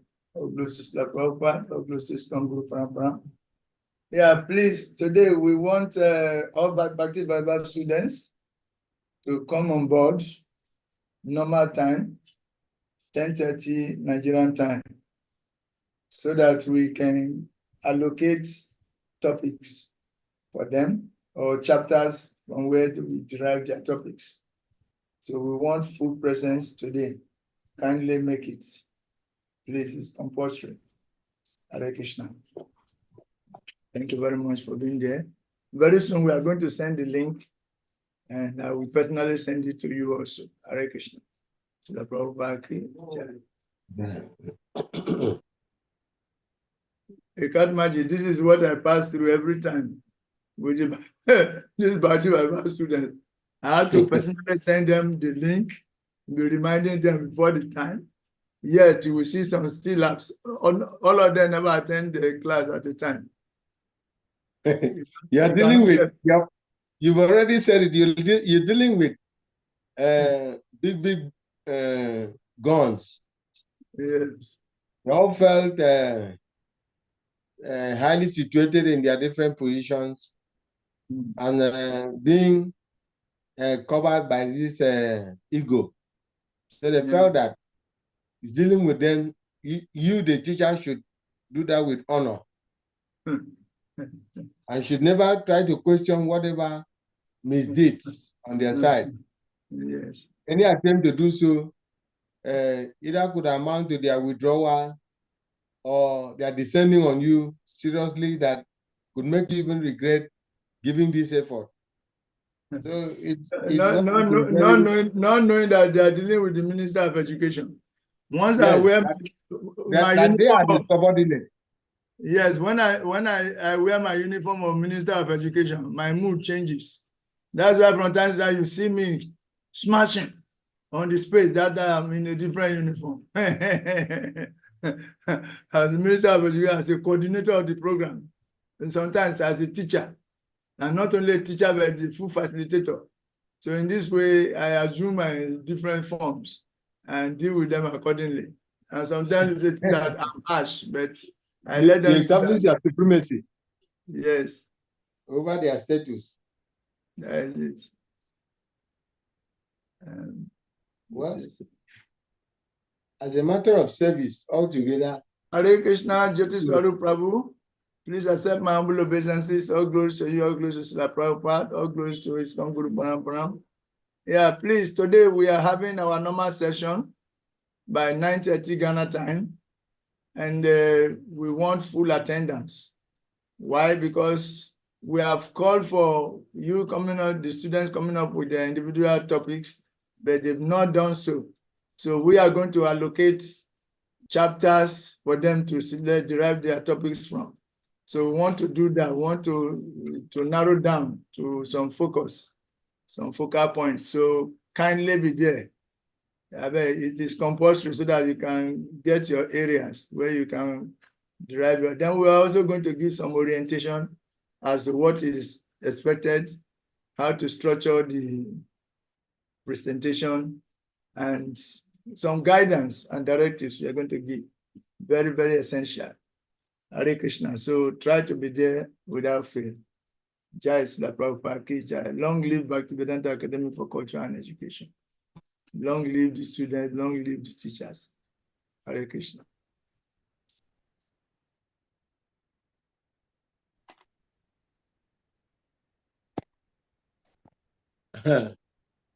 My data is giving me a signal that I may soon run out.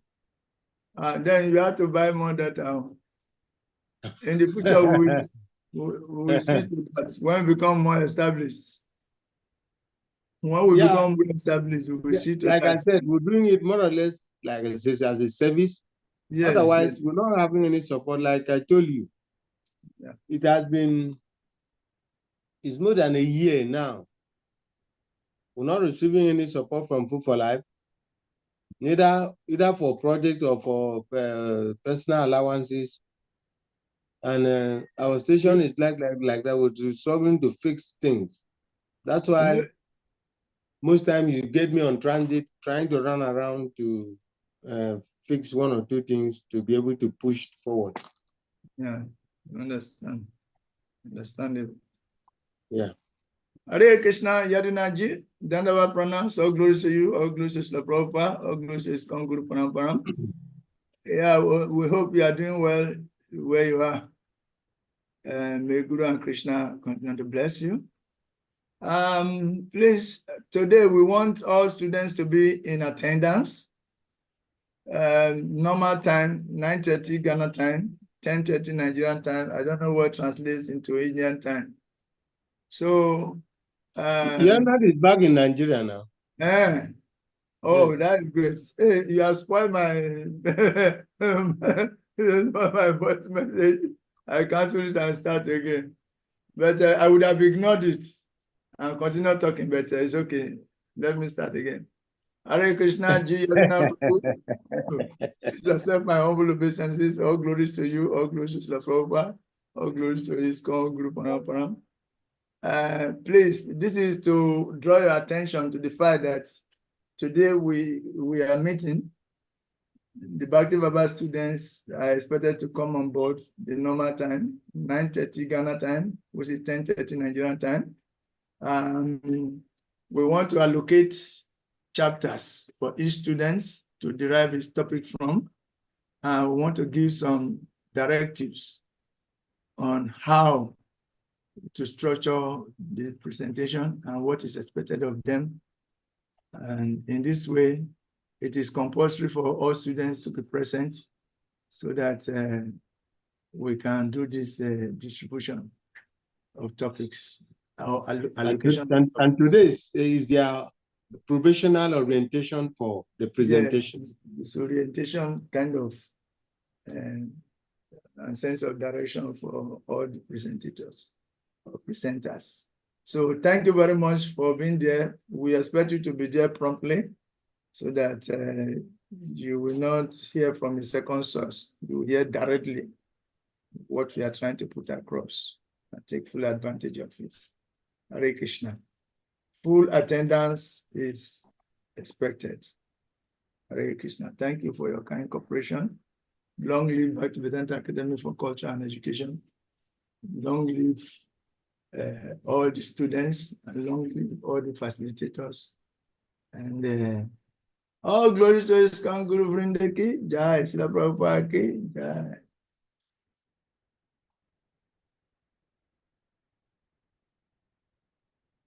I'm calling them, I never get one except Madhuvan.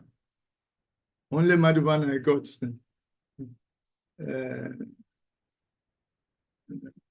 Track it.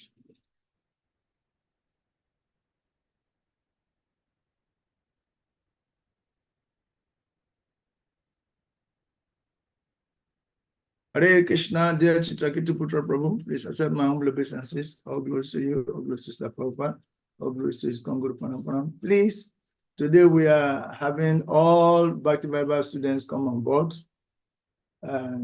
normal class time, so that we can allocate them topics for their individual presentations.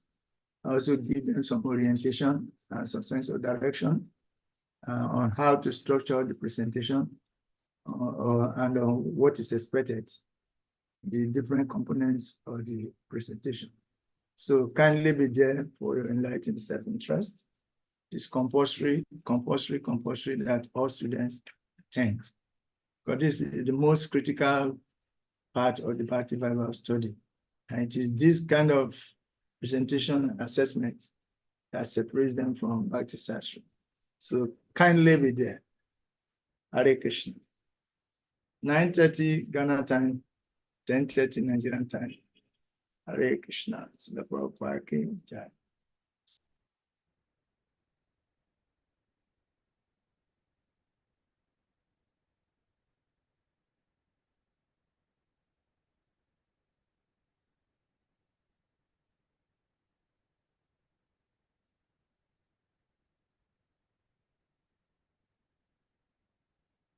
Hare Krishna, dear Rasavanji.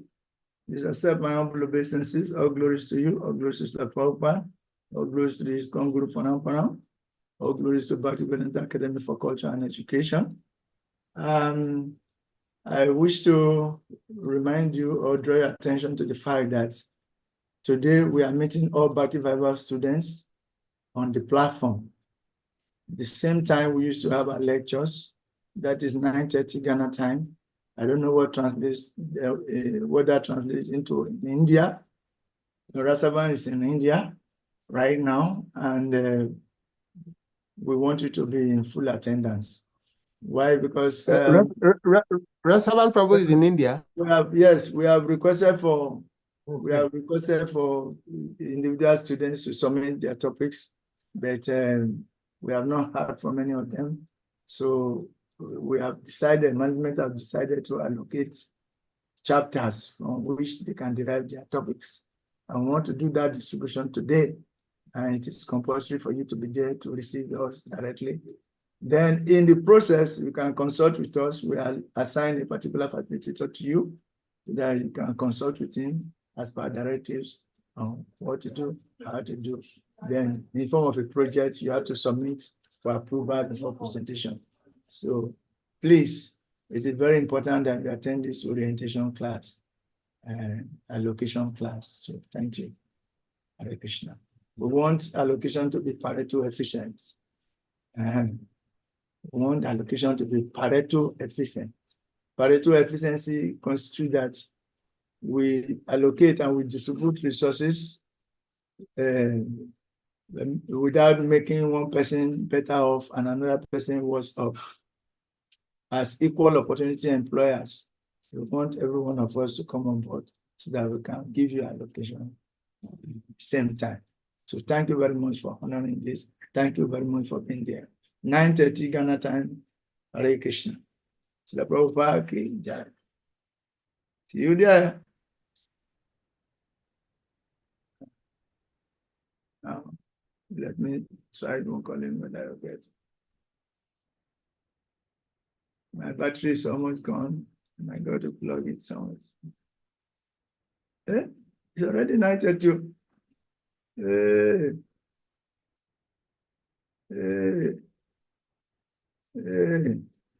It's already 9:30.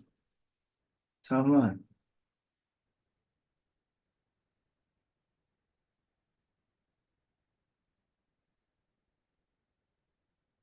Hare Krishna, dear Tamalji. Please accept my humble obeisances. All glories to you, all glories to Srila Prabhupada, all glories to ISKCON Guru Pranam Pranam, and long live Bhaktivedanta Academy for Culture and Education, Africa. Yeah, please, today we are inviting all Bhakti Viva students to come on board for us to have a meeting and a kind of orientation class as per individual presentations. We want to allocate topics. We want to allocate chapters from which you can. I'm hearing you now. What are you saying? Thank you very much. Srila Prabhupada. Can you hear me? Yes, I'm hearing you. Sorry, I was not hearing you before because I was in another word. Okay, no problem. I'm just sending some messages to the Bhakti Viva students, individual messages, so that they can come on board because it's already time. Are they going to join through this link? No, we're going to send a different link, which I already instructed Madam to do, but it's like. Have you reminded her? I called her, she didn't pick, then I sent her a message. But I'm not getting any response yet, so I'm calling her again.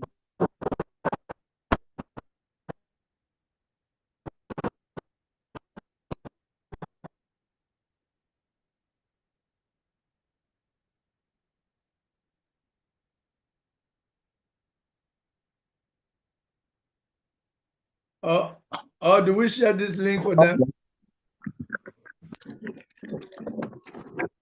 What I said? Do we share this Bhakti Sashri link to them? Very simple. Now you don't need to break your head. Just share it. Okay.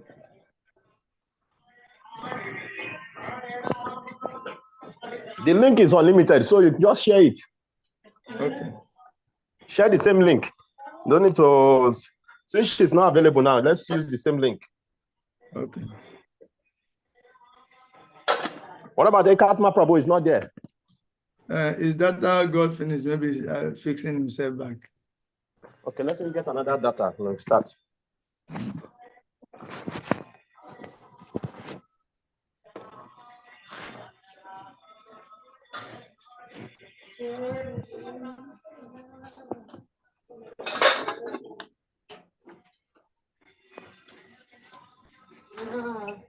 You got a playmate today.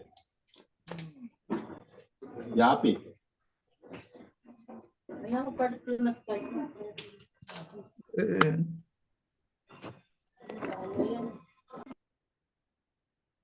sent message, but I didn't send to Salik. Hare Krishna, Salik ji. Please accept my humble obeisances. All glories to you, all glories to Srila Prabhupada, all glories to his Guru Pranam Pranam. Yeah, the reminder that today we are meeting with the Bhakti Vaibhav students, and we want to allocate them chapters where they can derive their topics from. And for that, we are meeting. We want to give some sense of direction as far as structuring of the presentation, and also the areas of concentration, some components of the presentation we want to share with them. So it is compulsory that all students are there. Can they come on board, please? We'll just share the link now, and we expect you to be there. Hare Krishna. It's already time, so try to be swift. The Prabhupada. Miss Alika is online. All the others are not online. Now, wow.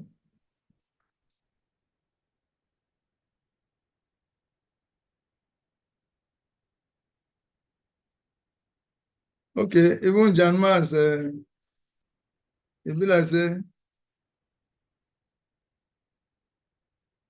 yeah. But I see I shared the link, I don't know.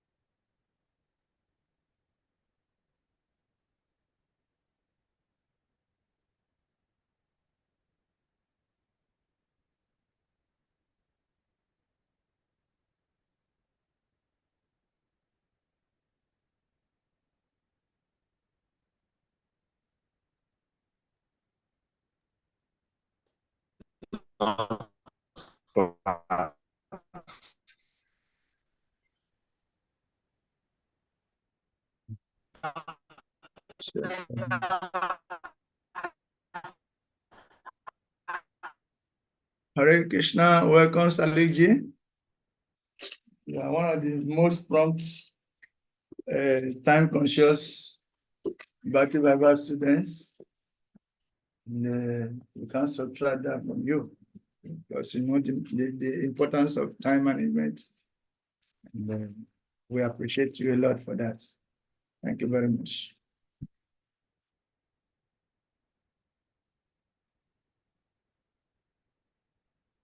All glories to Prabhupada, all glories to you.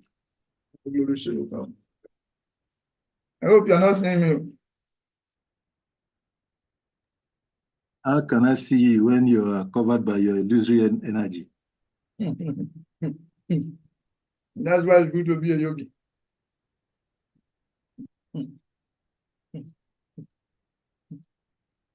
It's allowed. But if you have also attended the same city, the more I try to hide, the more you will see me. There are certain people that have attended the same city, you cannot hide from them. Only those who have not gotten that city you can hide from. Hare Krishna Salika Prabhu, all glories to you. Please accept my humble obeisances.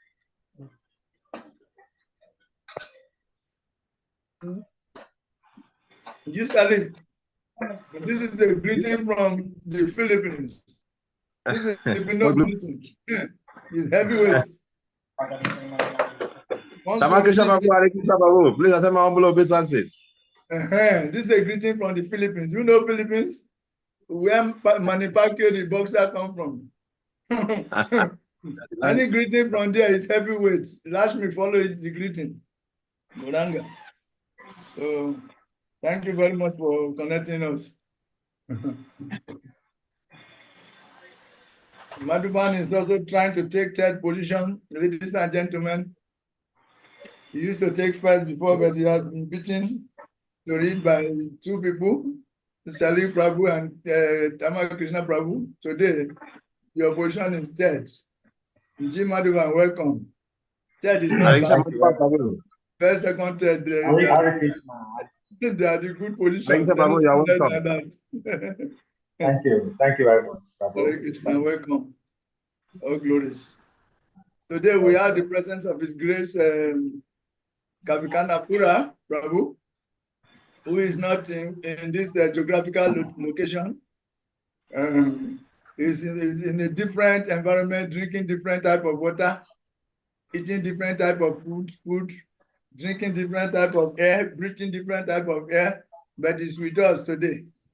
We are lucky to have his presence by the mercy of Zoom and COVID. So please take full advantage of his presence. You can ask about business opportunities there also, so that you can, Mariban, you need to travel. You have stayed in Ibadan for too long. The airport, the international airport we have in Nigeria is for you also. You need to make it. Market illiterate village women are accused of that much more you and engineer. So, and a Baptist actually graduate, a Baptist Bible big potential graduates. Thank you, Prabhu. Yes, ask questions. What are the opportunities there? If you don't want us to hear, you can ask him. Ask him in the language. It's in the Philippines. Okay, ask him in the language that only you and him can understand. No problem. Permitted. Okay, thank you, Prabhu. But be careful because Alika is there. We hear you also. He hears different languages. You are welcome. Thank you, Prabhu. Hare Krishna. Hare Krishna. Thank you very much. Hare Krishna. Jaya Radha Madhava Jaya Kunda Vihari Jaya Gopi Janavalava Jaya Grivaradari Jai Grivaradari Jaya Yasodanandana Jai Brajajana Ranjana Jaya Jasodhanandana Jaya Brajajana Ranjana Jaya Brajajana Ranjana Jaya Yamunatira Vanachari Jaya Kunjavi Hari Jaya Yamunatira Vanachari Jaya Kunjavi Hari Hare Krishna Hare Krishna Krishna Krishna Hare Hare Hare Rama Hare Rama Rama Rama Hare Hare Hare Krishna Hare Krishna Krishna Krishna Hare Hare Hare Rama Hare Rama Rama Rama Hare Hare Hare Krishna Hare Krishna Krishna Krishna Hare Hare Hare Rama Hare Rama Hare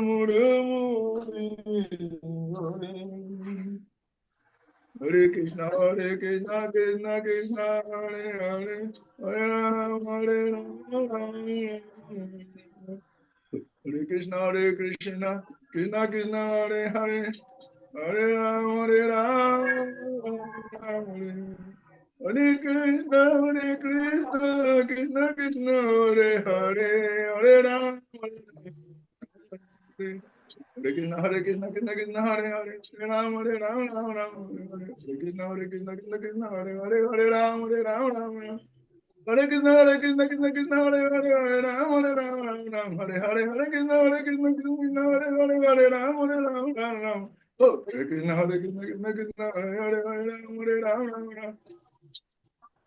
Hare Krishna, Hare Krishna, Krishna Krishna, Hare Hare, Hare Ram, Hare Ram, Ram Ram, Hare Hare. Jai Prabhupada, Prabhupada, Prabhupada, Jaya Prabhupada, Jaya Prabhupada, Prabhupada, Prabhupada, Jaya Prabhupada. Jaya Guru Deva, Guru Deva, Guru Deva, Jaya Guru. Jaya Sriman Bhagavatam, Sriman Bhagavatam, Sriman Bhagavatam, Jaya Sriman Bhagavatam, Jaya Sriman Bhagavatam, Amala Purana, Sriman Bhagavatam, Jaya Amala Purana, Haribo, Haribo, Haribo, Guru Haribo, Jai Guru, Haribo, Haribo. Haribo, Guru, Haribo. Jai, Srila Prabhupada ki Jai, Srimad Bhagavatam, Bhaktivedanta Academy for Culture and Education ki Jai, Bhakti Vaibhav ki Jai, Gaura Bhakta Vrinda ki Jai, Gaura Pramanandi. Oh, Hare Krishna. So, Hare Krishna, dear devotees, students and facilitators alike. We are happy to welcome you to today's session. In the previous weeks, we gave some instructions that individual students should derive topics from Canto 1 to Canto 3 so that you can develop seminar topic from there and present to the class. We call it individual presentation in Bhakti Vaibhav. It is one of the components of Bhakti Vaibhav. We have individual Srimad Bhagavatam class, then we have individual presentation, seminar presentation. So we waited for feedback. We have not gotten, we only got something from Madhavan Prabhu. But after consultation, after due consultation with other facilitators, we decided to institute the formula they use in Mayapur Institute, where we all did our studies. So we resolved to allocate topics to each and every student. Some chapters, not topics, some chapters to each and every student from Canto 1 to Canto 3. So that from those chapters, we give them 3 options, 3 chapters, each person. You look at all the 3 chapters, then you are going to pick, you are going to create a topic from one of those 3 alternatives. Only one you are going to pick, and you are going to create a topic there. And the consideration, your considerations will be the components we are looking for to be in that chapter. And while presenting, you have to identify those areas that address the various concerns. For instance, we are looking for personal application The area you will derive your topics to consist of personal application. You're going to read the purpose, and from there you are going to derive personal application. Personal application means how you will apply yourself to the knowledge there. Personal application. Another component is understanding. How you understand the philosophy. You have to exhibit that. And the area you will get your topic to consist of a place where you can get good understanding to address. Then also not understanding alone, also preaching application, then mood and mission. Mood and mission, preaching application, understanding, personal application. And what else? But these are some of the components we are going to be looking forward to.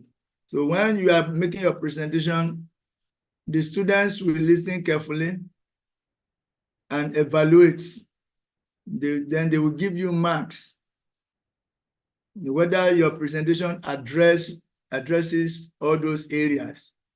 If you flog on only one area and you neglect all the other areas, no matter how your presentation is nice, your mark will be very less, because we are going to be looking for components like understanding. We can score you 7/10, 6/10, 5/10, 8/10. Then preaching application, you have to identify. If you touch on that, we can score you 5, 6, 7. If there is personal application and your presentation contains that, we score you on that component also. Then time management too. Because you are given a time, it will be 45 minutes, 45 minutes. Within the 45 minutes, or if you are given 1 hour, for instance, you use 40 minutes to present. Then you use like 10 minutes for questions and answers. Then you use the rest 10 minutes for feedback. Feedback from the students. The students will judge you. They will tell you what is good about your class, how much it was on track, or how much it was off track. Then they will identify areas for improvement, and they will say it. They talk the positive, that's the formula for feedback. 2 positives, 1 negative. You did this well, the way you talk about this, you really address the subject matter, and we appreciate it. And also this area, also you address it very nicely, very nice, nicely trashed. But this other area, yeah, you should have done it like this, or you should have emphasized more on this key point, the way you just flat through. So next time you have to give something like that. Then on the whole, you come and cover it again. But generally the presentation was nice. Some kind of feedback like that. 2 positives, 1 negative. Students are going to do that to you. Then the teachers also will give you feedback. And you are in the hot seats. Everyone is giving you feedback, assessing your class, and giving you marks. So we want to make it in a way that is like a project work, whereby you identify your topic, you submit it for your facilitator to approve. Then you make your you write your presentation down, forward it to your facilitator to look at it critically. Then it's going to tell you what you need to add, what you need to subtract, areas you should concentrate. Then finally, before you will approve, and when he approves it, then you come and present. We are not going to be in a hurry, but we are going to give time frame also, so that you also not become too complacent about it. So until it is approved, before you will present. Then the structuring, we want you to pick a topic. Then you will choose an audience. The audience you are dealing with. You will choose the audience. Then if it is university students, 200 level, 300 level, 500 level, they have their way of behaving. And you are presenting to them. You have to be persuasive enough. You have to be philosophical enough.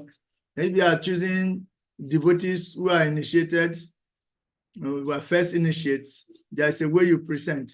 Then if the audience is just newcomers, there's a way you present. You will not go into deep things. You have to operate on the principles.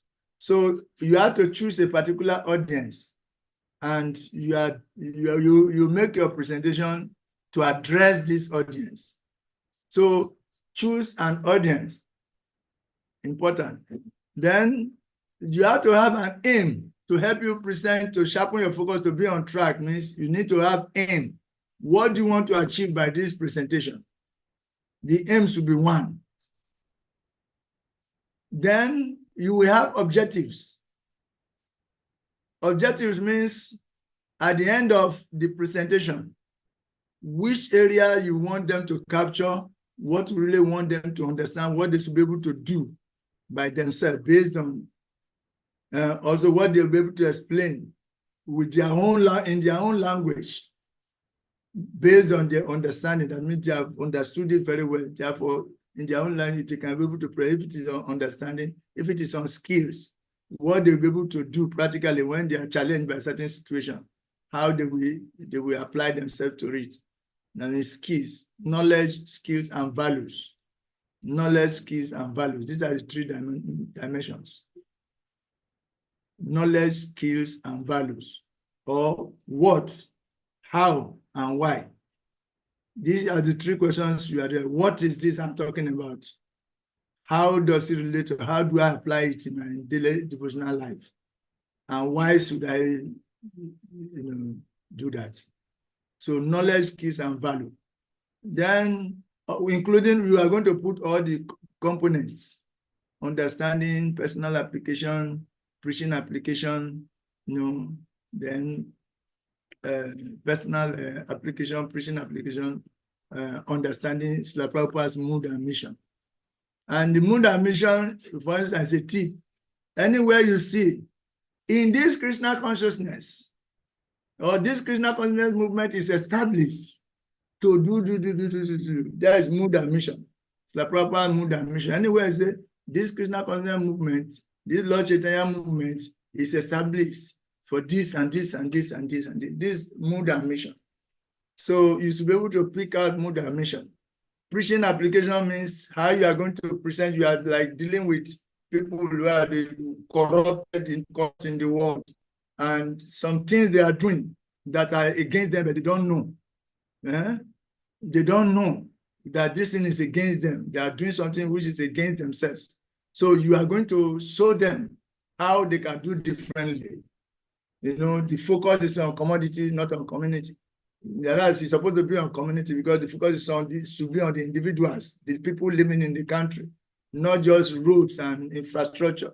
Then how they are mismanaging and misleading the people. So something that they can take home that will benefit them and will benefit the masses. Preaching application. How they are misapplying certain things for selfish reasons. So how they should replace selfishness with selflessness and the result. So some preaching application. Then your understanding about the subject matter should reflect. Then how you will apply yourself, personal application. Then Srila Prabhupada mood and mission. Then your time management, all will be considered.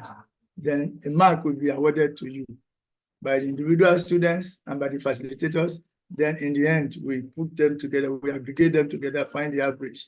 That will be your mark. It will be added to your final mark. So we are going to do this. We want to give some orientation on how to do that. That's why we go to this meeting. And it's good that you are here. All those who are here, they are going to get their chapters before we go. Hare Krishna. Is there anything to add, Kavikanapura Prabhu? No, you should ask them whether they have any question to ask you regarding what you have told them also. Okay. Yes, I will do that, but I wanted you to add before we ask. No, you already said whatever we discussed in the meeting, so you're on track. Okay. So yes. Are there some questions and commentaries for clarification?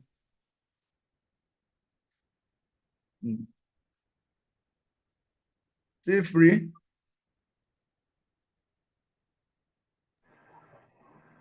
Hare Krishna, Prabhu. Hare Krishna. Initially, I think the instruction you gave us was that you should cover first and second canto. Maybe I didn't hear you properly. Canto 1 to 3. Canto 1 to 3, I say you should select your topic from there. That's what I mean. Okay. There are certain topics that are very vague, that if you pick them, you find it difficult to harmonize them. That you have to go to specific, some aspects of a particular topic you want to deal with, so that you can finish focusing on certain things, sharpening and going deeper in one area. Like in the university, at the beginning you do a little of everything, little of everything, little of everything. But towards the end, you do everything of little. So by that you are focusing. Hare Krishna, Jyoti Swarup Prabhu. Hare Krishna, Prabhuji, Dandavat Pranam. Sorry, I hope your health will be better by His grace, by the grace of Kavisandra Maharaj. Yes, Prabhuji, I'm a little bit better. Prabhuji, when I came already, the class was started today, so I could not listen all the points you mentioned today. If you can just give me, because last time you said we are going to do a presentation. So is it we have to do presentation also, or only the... Today is only orientation. Okay. Only orientation. And we are going to allocate areas or chapters for each and every student. Then from those chapters, we will help you by narrowing down. Each person, we can give 3 alternatives, chapter 1, this and that, 3 chapters. And you select from one, you select one out of the chapters.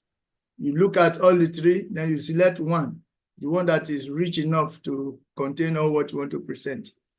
And mind you, you are presenting in 45 minutes. So in 45 minutes, you have to finish every 40 minutes. You have to finish everything you want to present. And your presentation, there should be introduction. You should select the audience you are dealing with, the aim and objectives, then the body of the presentation, then the recommendation and conclusion. So, yeah. Where I want to chip in is that they can make it also in form of PowerPoint. Yes, sure. Sure.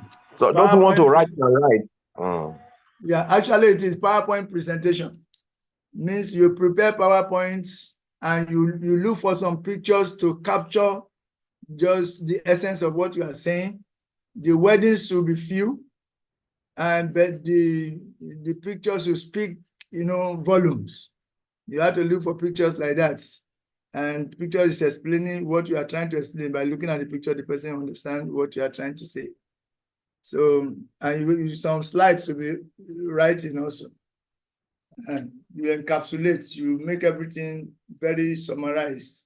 Then when you are speaking, you can elaborate on them. You don't put everything into the slide. But when you are speaking, you can cover all the corners. And one technicality is that the time I was to present in Mayapur Institute, I didn't go to the facilitator for guidance. I thought I can do it the way I understand. So when I finished preparing, my PowerPoint slide, my slides were about 40-something. How can you finish with 40-something slides in a 40-minute presentation? So I supposed to downsize. I didn't. My mind and my intelligence didn't allow me. So I was thinking of how to, deal with the topic and let them know that I know what I'm doing. That was my motivation. So I loaded myself. The first attack was my computer. As soon as I set up, my computer started misbehaving. I become confused because management of your materials, equipment is part of the thing. It will reduce your mark. Or if you manage them well, it will increase your mark. And computer started to fight with me. I started in the midst of the presentation, started calling for help. I struggled. Finally, before somebody come to help me, and I have so many slides to present. I was jumping some of them. I flipped through. So in this way, my presentation was subjected to heavy criticism. Can't see. Some students as if I am their enemy, the way they dealt with me. But I was able to do something. Some people appreciated, you know, some things I said and some areas, the originality of the presentation and all that. Yeah, but I was not very satisfied. Then later they advised me during the feedback, in your presentation, the slides will not be, if there are too many, 15. Otherwise, 10 slides are okay. 10, 12. 10, 12 slides are okay. But if there are too many, you reach 15, you will know how to manage your time because you are going to present within a time limit. And by the time it's 10 minutes, they give you signal. Then you want to rush and cover up the important things that in front. We're overflogging some things behind. So all that will compound. When the time reach, they cut you off and they start giving you feedback. So that is it. We have to be very, very succinct. And that is the whole thing. It's a requirement, it's a discipline. We have to pass through it to become a Bhakti Vaibhav. Hare Krishna, Prabhu. Hare Krishna.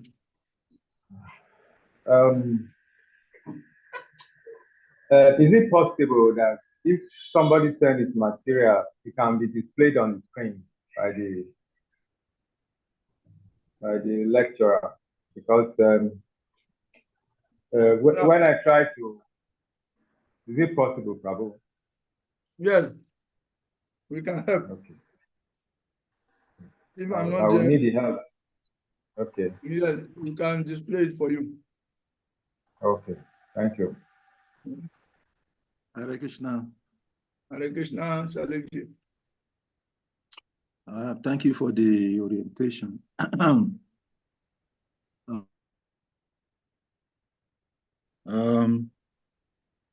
course, I have been extremely very busy with so many engagements, so I could not send. Can you hear me? I'm hearing you. Okay. Yeah, hearing you. Okay, so my engagement in the last week has been hectic, so I could not send anything to you. And secondly, I also did not want you to send also to give the room for other devotees to be able to do something. So my intention was to intentionally come in the middle or at the end so that I can give devotees opportunity to express themselves. Based on what you're saying this morning, actually what I had in mind was that when you said that, if I was to present that same day, what I would have done was I had several slides on topics on the first 3 cantos of Srimad Bhagavatam, which I could share and then speak on at any time because I've spoken on them at different times.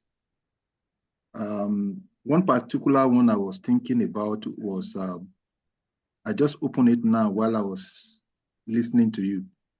Brahma's prayer for creative energy.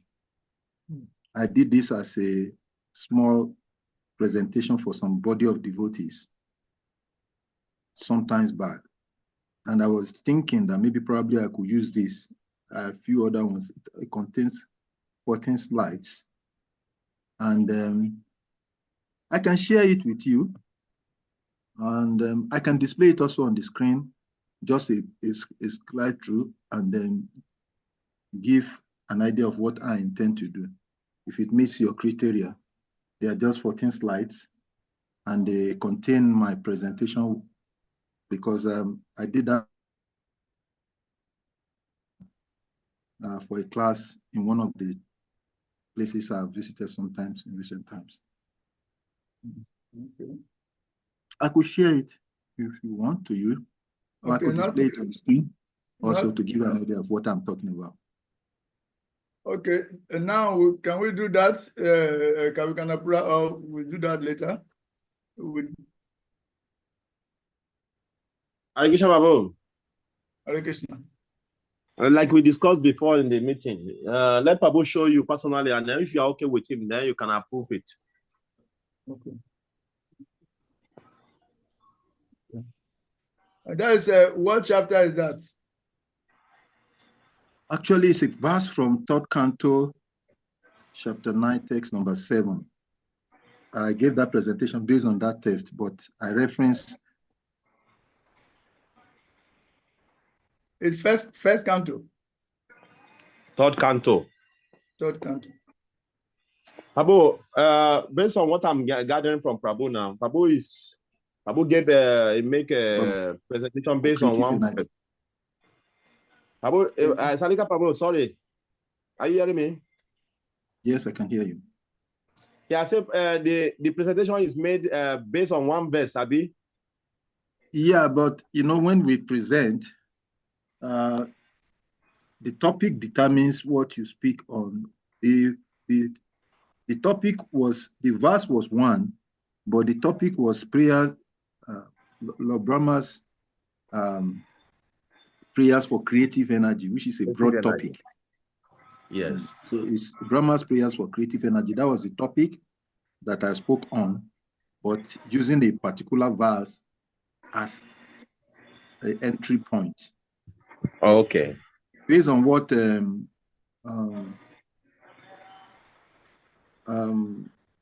His Grace Chaitanya Prema Prabhu said last 2 weeks was we can choose any text within 1st to 3rd Canto, make a presentation for 45 minutes, covering preaching, application, and the mode. And I think because this is how we were all trained. So that presentation, any of the presentation I made, I always try to keep these 3 focus areas in mind. So I just.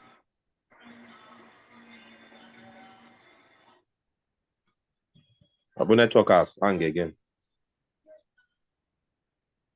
Abu, are you still there? There was no need to. Of course, I was thinking another thoughts present this one for the purpose. You're not hearing me? No, we are hearing now. Okay. So I said that based on what he said, that we can choose any topic from any part of the 1st to 3rd Canto, and because this particular topic is capturing one of the chapters in the 3rd Canto, and is focusing on a particular topic. So I just felt I had a different topic in mind. My initial thinking was to do Bhagavatam answers all questions, but then because of the busy schedules I have this period, so I was thinking I would just present this, but I didn't intend to speak first. I wanted other devotees to have opportunity to present because it is key. So I stay in the middle or at the end. But because we're doing an orientation, that's why I'm just sharing this. That's very good. That's very good. That's very good. You are on track, because that's one of the topics I wanted to allocate. But can I say something before you conclude? Hare Krishna. Can go ahead. Yes, Prabhu. I was thinking, based on how we were tested during our time. Actually, the topic should cover the whole chapter, and now the chapter is connected. I mean, the whole chapter because if you are entering to one verse, it's okay. But my question now is that the presentation covered the whole chapter. Did you link out everything connected in that chapter? And did you because it's a project, and also although it's form of a seminar, and because like me now, the project I gave when I was doing my Bhakti by Baba, I still remember it today because I took time to be able to study the chapter, connecting the chapter, making my PowerPoint. Till today now, I still remember it. And the devotees who listen to that presentation also.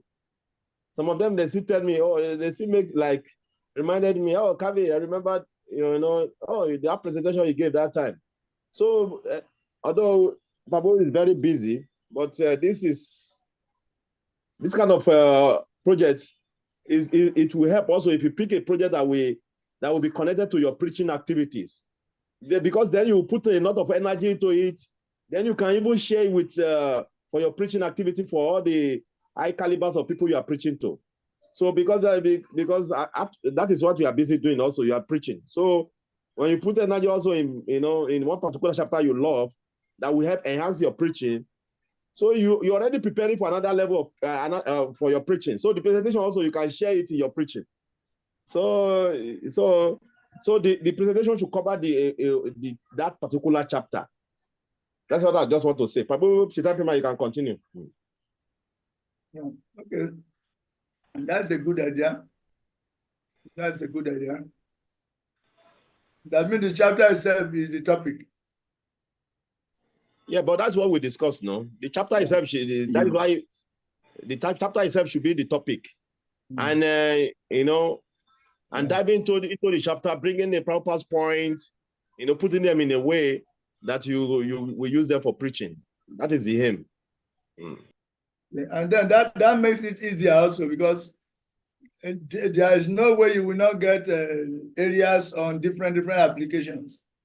Preaching applications, some topics, some tests deal on preaching applications, some tests, mood and mission. If it's the whole chapter, it's easier. It's actually easier. So I think we adopt it like that. It'll be easier. No, what happened is that when you pick the whole chapter, it makes it easier. Then it will just bring out something from some purpose. Because diving into the chapter is like having the picture of that chapter in your mind, and it will remain for life. Yeah, sure. I think it's a very good approach. Saligi has already gotten his chapter, so I'm not going to allocate that chapter to any other person. Consider it to be yours already. Yes, because that's what we wanted to do. We wanted people to come up with, and since they are not coming up with their own, we are going to give them now. And that topic is on track. It's one of the topics I even selected. One other nice topic again is the marriage of Kadamamuni and Debauti. Dr. Mike, he liked that topic. He liked that about Michael. He liked that topic. It's very rich, very, very rich topic. And, if somebody take it, he can say so much. And it's very, very sweet. You see? Because he's talking about marriage. So you can build it around marriage on how to be a counselor in marriage. A very, very serious topic, because we need it. Our boys and girls need sense of direction. All those who want Debauti must become Kapila, Kadamamuni.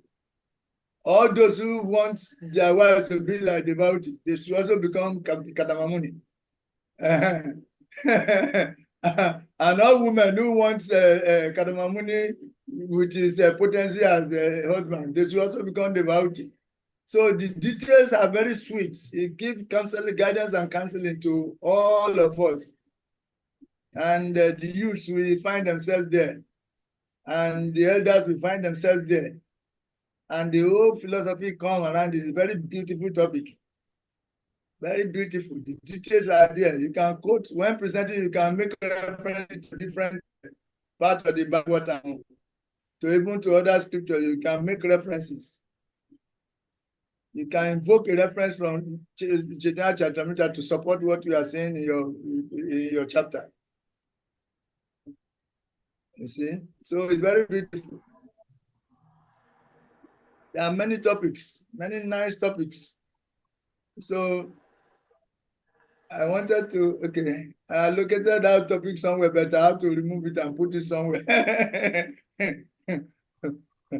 And so, see? So those who are here first. You can distribute the topic. You can distribute the topic. You can read it out so that those who have not picked topic, like Pabo Salika already picked a topic, the Brahma prayer for creative energy. If Pabo is still okay with that, he can keep that. But those who have not gotten topic, you can read it out so that or you send it to them if they want, like we discussed. I'm thinking when we should even read it out and they themselves will say, this is the topic I want. Or we allocate to them once it's good. Hare Krishna, Prabhu. Hare Krishna. My question or my concern is that, when we limit the scope to a particular chapter, every chapter has its own title already. So, are we going to choose that title, or because I don't know? That's my concern. You say what? Every chapter is already titled. Yeah, you use that title as the topic. This is what we are saying. You use that title as a topic, then your presentation should cover the whole verses. You summarize the essence of all the verses together. And like in the picture, you can see. And I'm bringing supporting points from the purpose purport. Yes. Okay. And the purports are loaded. And that means you must read the purports, extract the essential points there to buttress whatever you are saying, all within the same chapter. It makes it easier. Okay. Actually, the best way to go about it is that, let me just give some hint. You read the chapter like 3 times without not reading the purport, just to get clear picture of the chapter. So once you read it like 3 times, you get the clear picture of the chapter. By that time, you're already arranging how you are going to set it up in PowerPoint. Then you start reading the verses one by one, and then jot with the purport. Then start bringing supporting points from the purport. Make it easier for you. Okay. Sometimes you can create your pictures. Even me, when I was doing the Ravages of Time, I did time also. Prabhu. Oh, you did time. I did time. My own was calculation of time from atom. That chapter, yes. Chapter, I forgot the chapter. Yeah. We were not so properly guided. We were not so properly guided by Radhika Nagar. So I just took a topic, say the Ravages of Time. That means I wanted to talk about the destructive nature of time, effect of time. So I wanted to use the opportunity to touch on King Puranjana story and other stories, the snake of time. I brought all that to support, and it was nice. It was nice. But Radhika Nagar told me about your presentation. He said, Kavikana Prabhu presented on time. And the way he presented it was so nice and simple. That means he preferred your presentation over mine. Because my own... we were classmates that time. We were classmates that time. We were classmates that time. Yes. So he preferred my own. I just picked the rubbish. I want to smash, how time can destroy. Time is destroying us imperceptibly. So when I finished my own, it touched people well. It touched people well. So when they are reacting, when they are giving feedback, it's like the very small. I remind them, bring all of them into the picture. That was my mind, just to smash them and remind them about time and for them to develop a sense of urgency. So in this way, my presentation was very fiery. Everybody saw himself inside. And that was my intention. To show them, keep them in the middle of that. We are in the kingdom of time. Time is consuming us. Nobody is anybody. We are all being consumed by time. So we have to be humble. That that was my mindset. And someone like Navina Nirada. Navina Nirada was in my class. So okay, Navina Nirada, Prabhu. Yes, he has some kind of false ego. Like he knows more than everyone else. And I was interested. He's very learned. He's very learned. Not be saying punch up. Now learned man. Yes. All these slokas, Bhagavatam slokas, he was already quoting them fluently. While he's very learned. Don't be say he's that false ego. He's very learned. He's a learned devotee. He learned, but he has some false ego also. 30 minutes, when we are writing next down, 30 minutes is gone. 30 minutes is gone. but he was not the highest scorer. Yes, he was not the highest scorer. You see, I used to score more than him. Yes. Oh, Babu, he knows look past you. He knows look past you. He knows look past me well. This is Yana Mandea. Yana Mandea them. Yana Mandea, Savananu, Kitana. These are just the last locals we were to learn in that particular discipline. He was just chewing them, throwing them. Why me? I never reach, I never even present my slogan. I was just thinking of how to get this slogan. He was just using them for his lectures.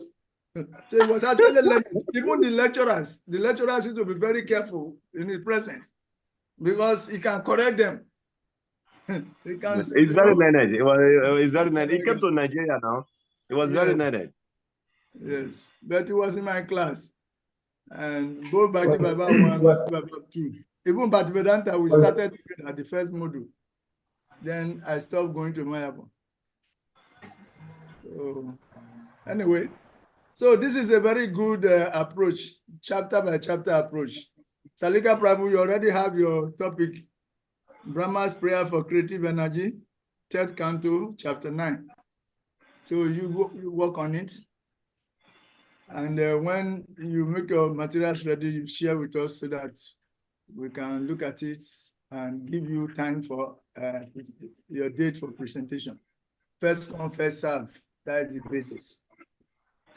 So in this way, there are different, very beautiful topics. You have to give timeline for submitting their, because what happens is that if you make it unlimited, then you may not achieve the purpose. You may not be everybody may come at their own pace. Okay, so the thing that what time limit do you think? When do you want the presentation to be start? When do you want it to start? When did you want the presentation to start? I want us to start by next weekend. So anybody who is ready before. Are you sure they are ready for next weekend? Because to read the chapter, Chalika is ready for next weekend. Okay. Only those who are ready will present. Those who need more time, we can give them to the other weekend.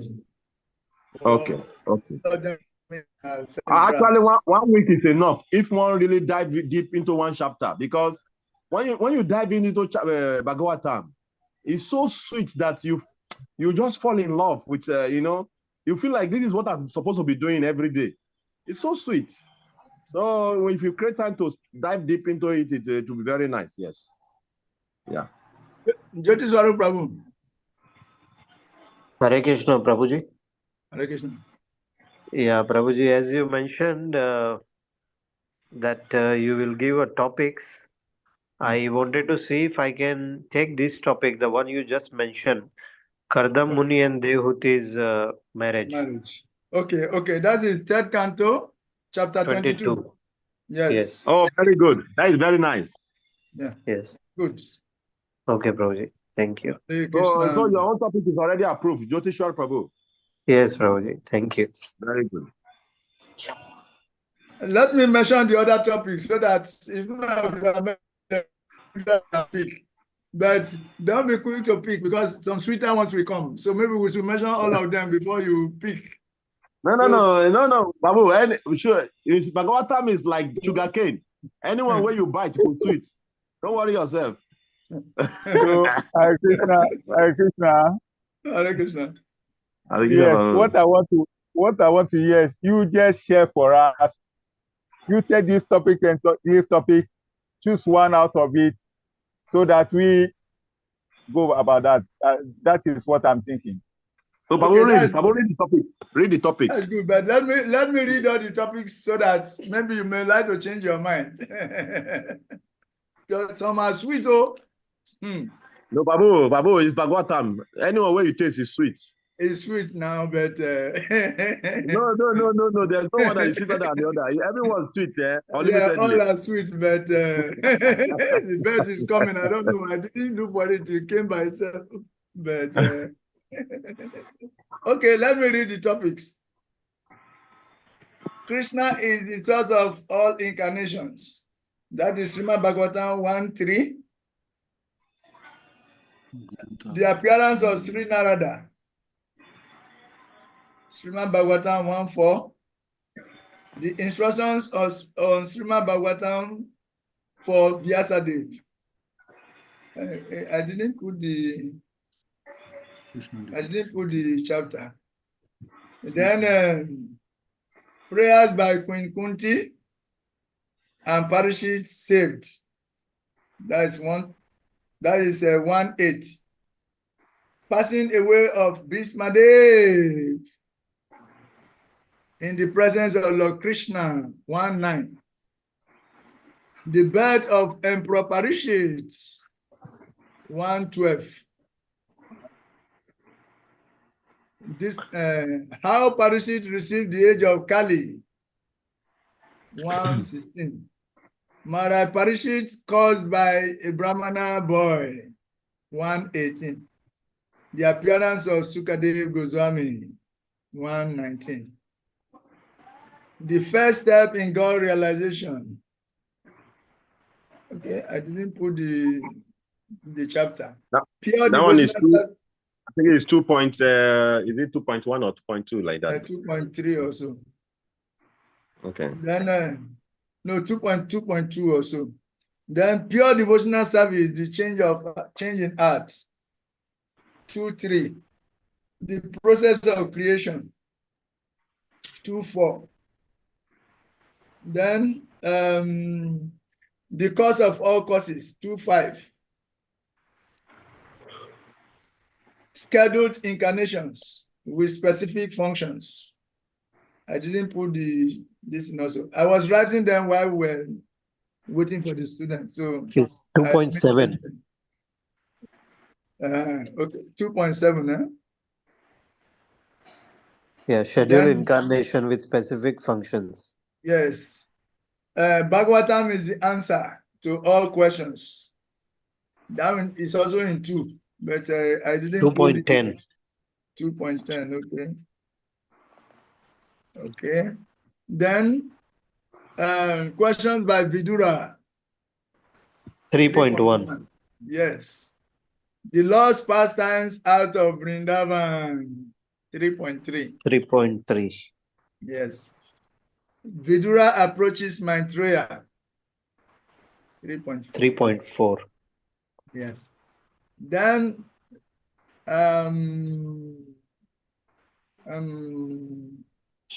creation of the universal form. 3.6. Pregnancy of deity in the evening. 3.14. Explanation of devotional service by Lord Kapila. That one is very sweet, though. Yes, very, very sweet. 3.29. Then calculation of time from the atoms. 3.11. Now my topic began. Oh, 3.11. The marriage of Kadamamuni and Devauti. The activities of Lord Kapila. 3.33. Prayers, Brahma's prayer for creative energies. 3.9. Then I think the movement of the living entity, I put it somewhere else.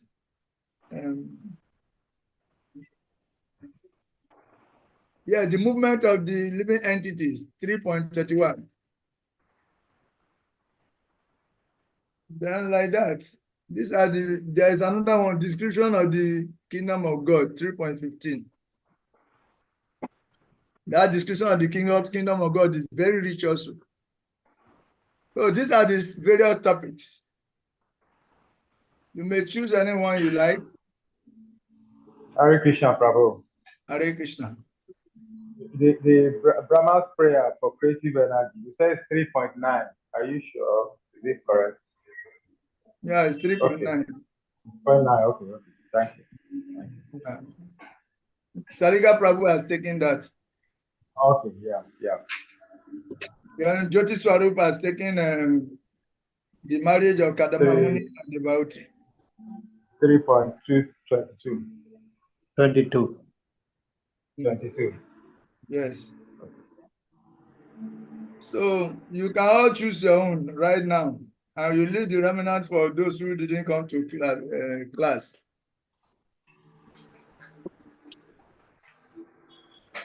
Then we will distribute to them. Those who didn't come, we just distribute it to them. 3, 3, 3, so that they can select from anyone. The benefit of class is remaining Madhuban Prabhu and Tama Krishna Prabhu. Yes. For now, they have to select because you can give them time. You can give them time. You can, since you already read it. I don't know. Maybe you have it written down. You can send it to them. Let them take their time to go through and pick. No need to rush.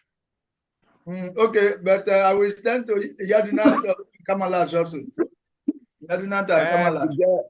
Send to them. Give Tama Krishna Prabhu and Madhuban Prabhu. I want them to choose now, so that I can give the rest to the other 3 people. Okay, it's all right. Kamalash, Yadunat, Chitraketu Putra. Okay.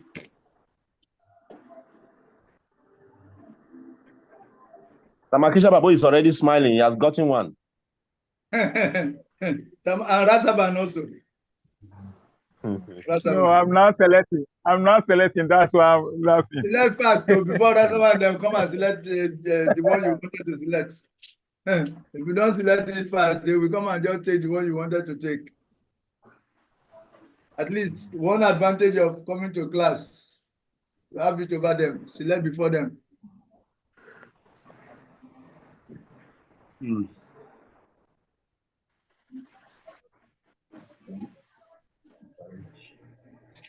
Babu, I'm seeing you. You are smiling. You are eating prasadam. Are you still seeing me? No, you don't hide yourself now. You already. I know how to disappear. You know to share the prasadam, Prabhu. You are hiding and taking prasadam. I can hide. I have mystic power to conceal myself. You look old. Don't worry. If I want to use my mystic. Unless you have the same power with me, you cannot see me. It's all right.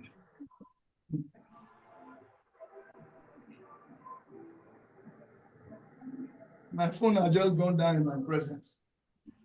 Everybody. You say what? My phone went down in my presence. I was inattentive.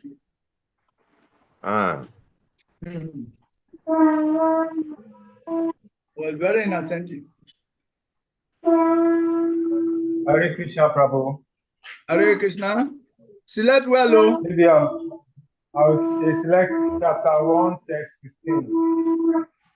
How Parishit received the age of Kali. Okay. That is chapter Canto 1, chapter 15. Chapter what? 116. 116. Okay, 116. Okay. How Parishit received the age of okay. Kali. Okay, that is Madhuban. That has become yours. First come, first serve. I hope you are writing it somewhere so that you don't miss it. Yes, I'm indicating it, so later I will write it separately.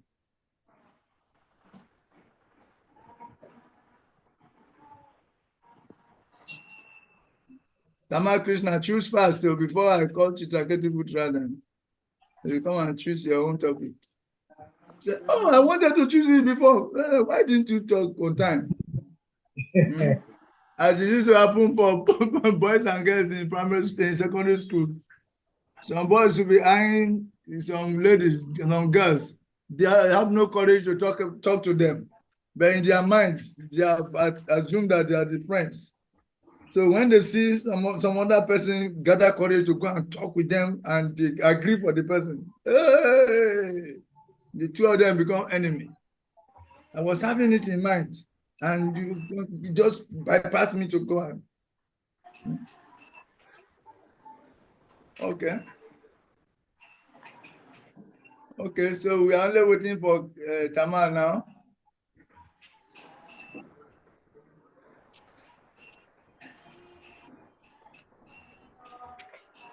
You Prabhu, don't worry. I will choose and then select. Okay.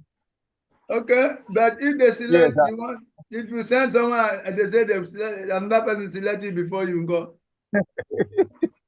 you have a chance to pick first, and you want to wait. Okay. You want to wait? The appearance of Narada is very nice. The instructions on Srimad Bhagavatam for Vyasadeva. Very nice. Prayers by Queen Kunti and Parishit saved. Very nice. Passing the way of Bhismadev. Very, very nice. The birth of Emperor Parishit. I think you should give him time. Should give him time. Okay. Okay. I'll do that. So we'll give him time. But meanwhile, we have gotten 3 people. We have gotten 3 people. Salik Prabhu with Brahma's prayer for creative energy. Jyoti Swarup Prabhu for devotee and Kapila's marriage. Kadama's marriage. Then Madhuban, how Parishit received the age of Kali. 116. Very good. So we circulate the right topics among I will tell them out and send to all those who are not here so that they can select.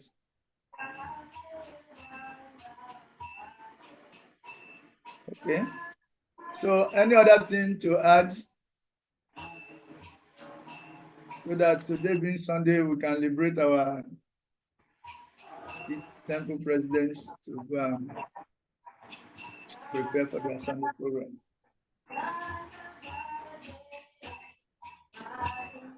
Do you have any addition? No, Prabhu, you have done everything. We have done everything. You just allow Tamakrishna Prabhu to take his time to pick. Okay. Tamakrishna, we are still waiting for you to pick, okay?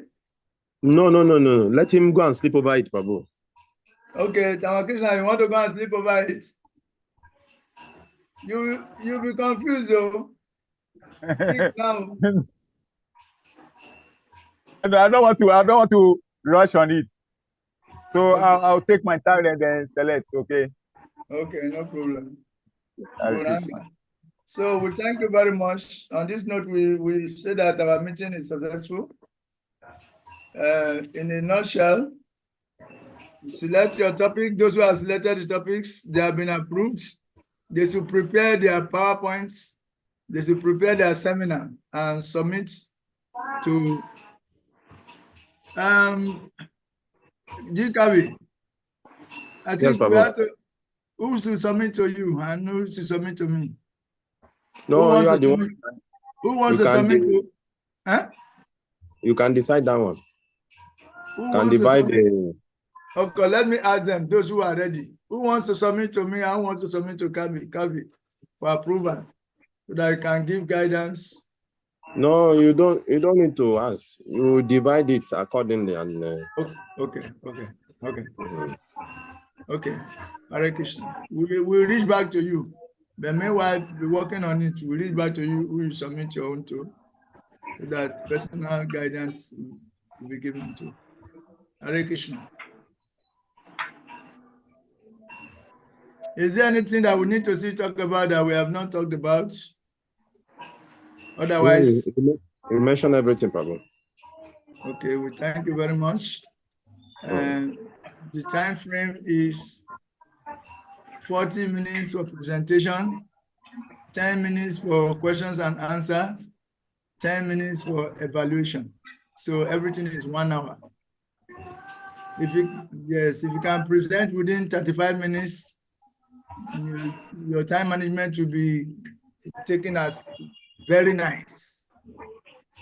Then you give more questions for more room for questions and answers. You can have opportunity to clarify on some points and hit deep into some areas, some critical points you wanted to give that time couldn't permit you. That's also there. That can attract more marks also.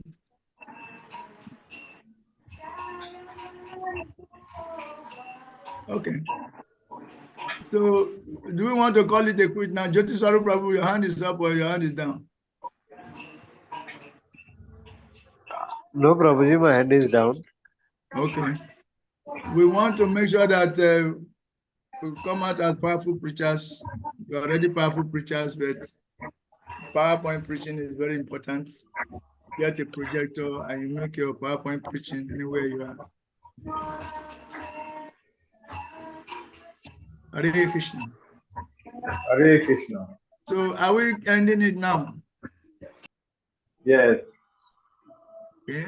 That's a time factor. We have to prepare for program, temple All program. glory to his co-founder, Acharya Srila A.C. Bhaktivedanta Swami Prabhupada ki jai. Jagaguru Srila Prabhupada ki jai. Vancha kalpatarvya cha kripa sindhya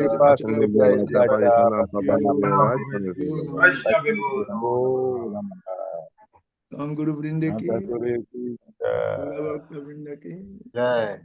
Thank you very much. We very much appreciate you. Very deeply appreciate. Hare Krishna. Now we can end it.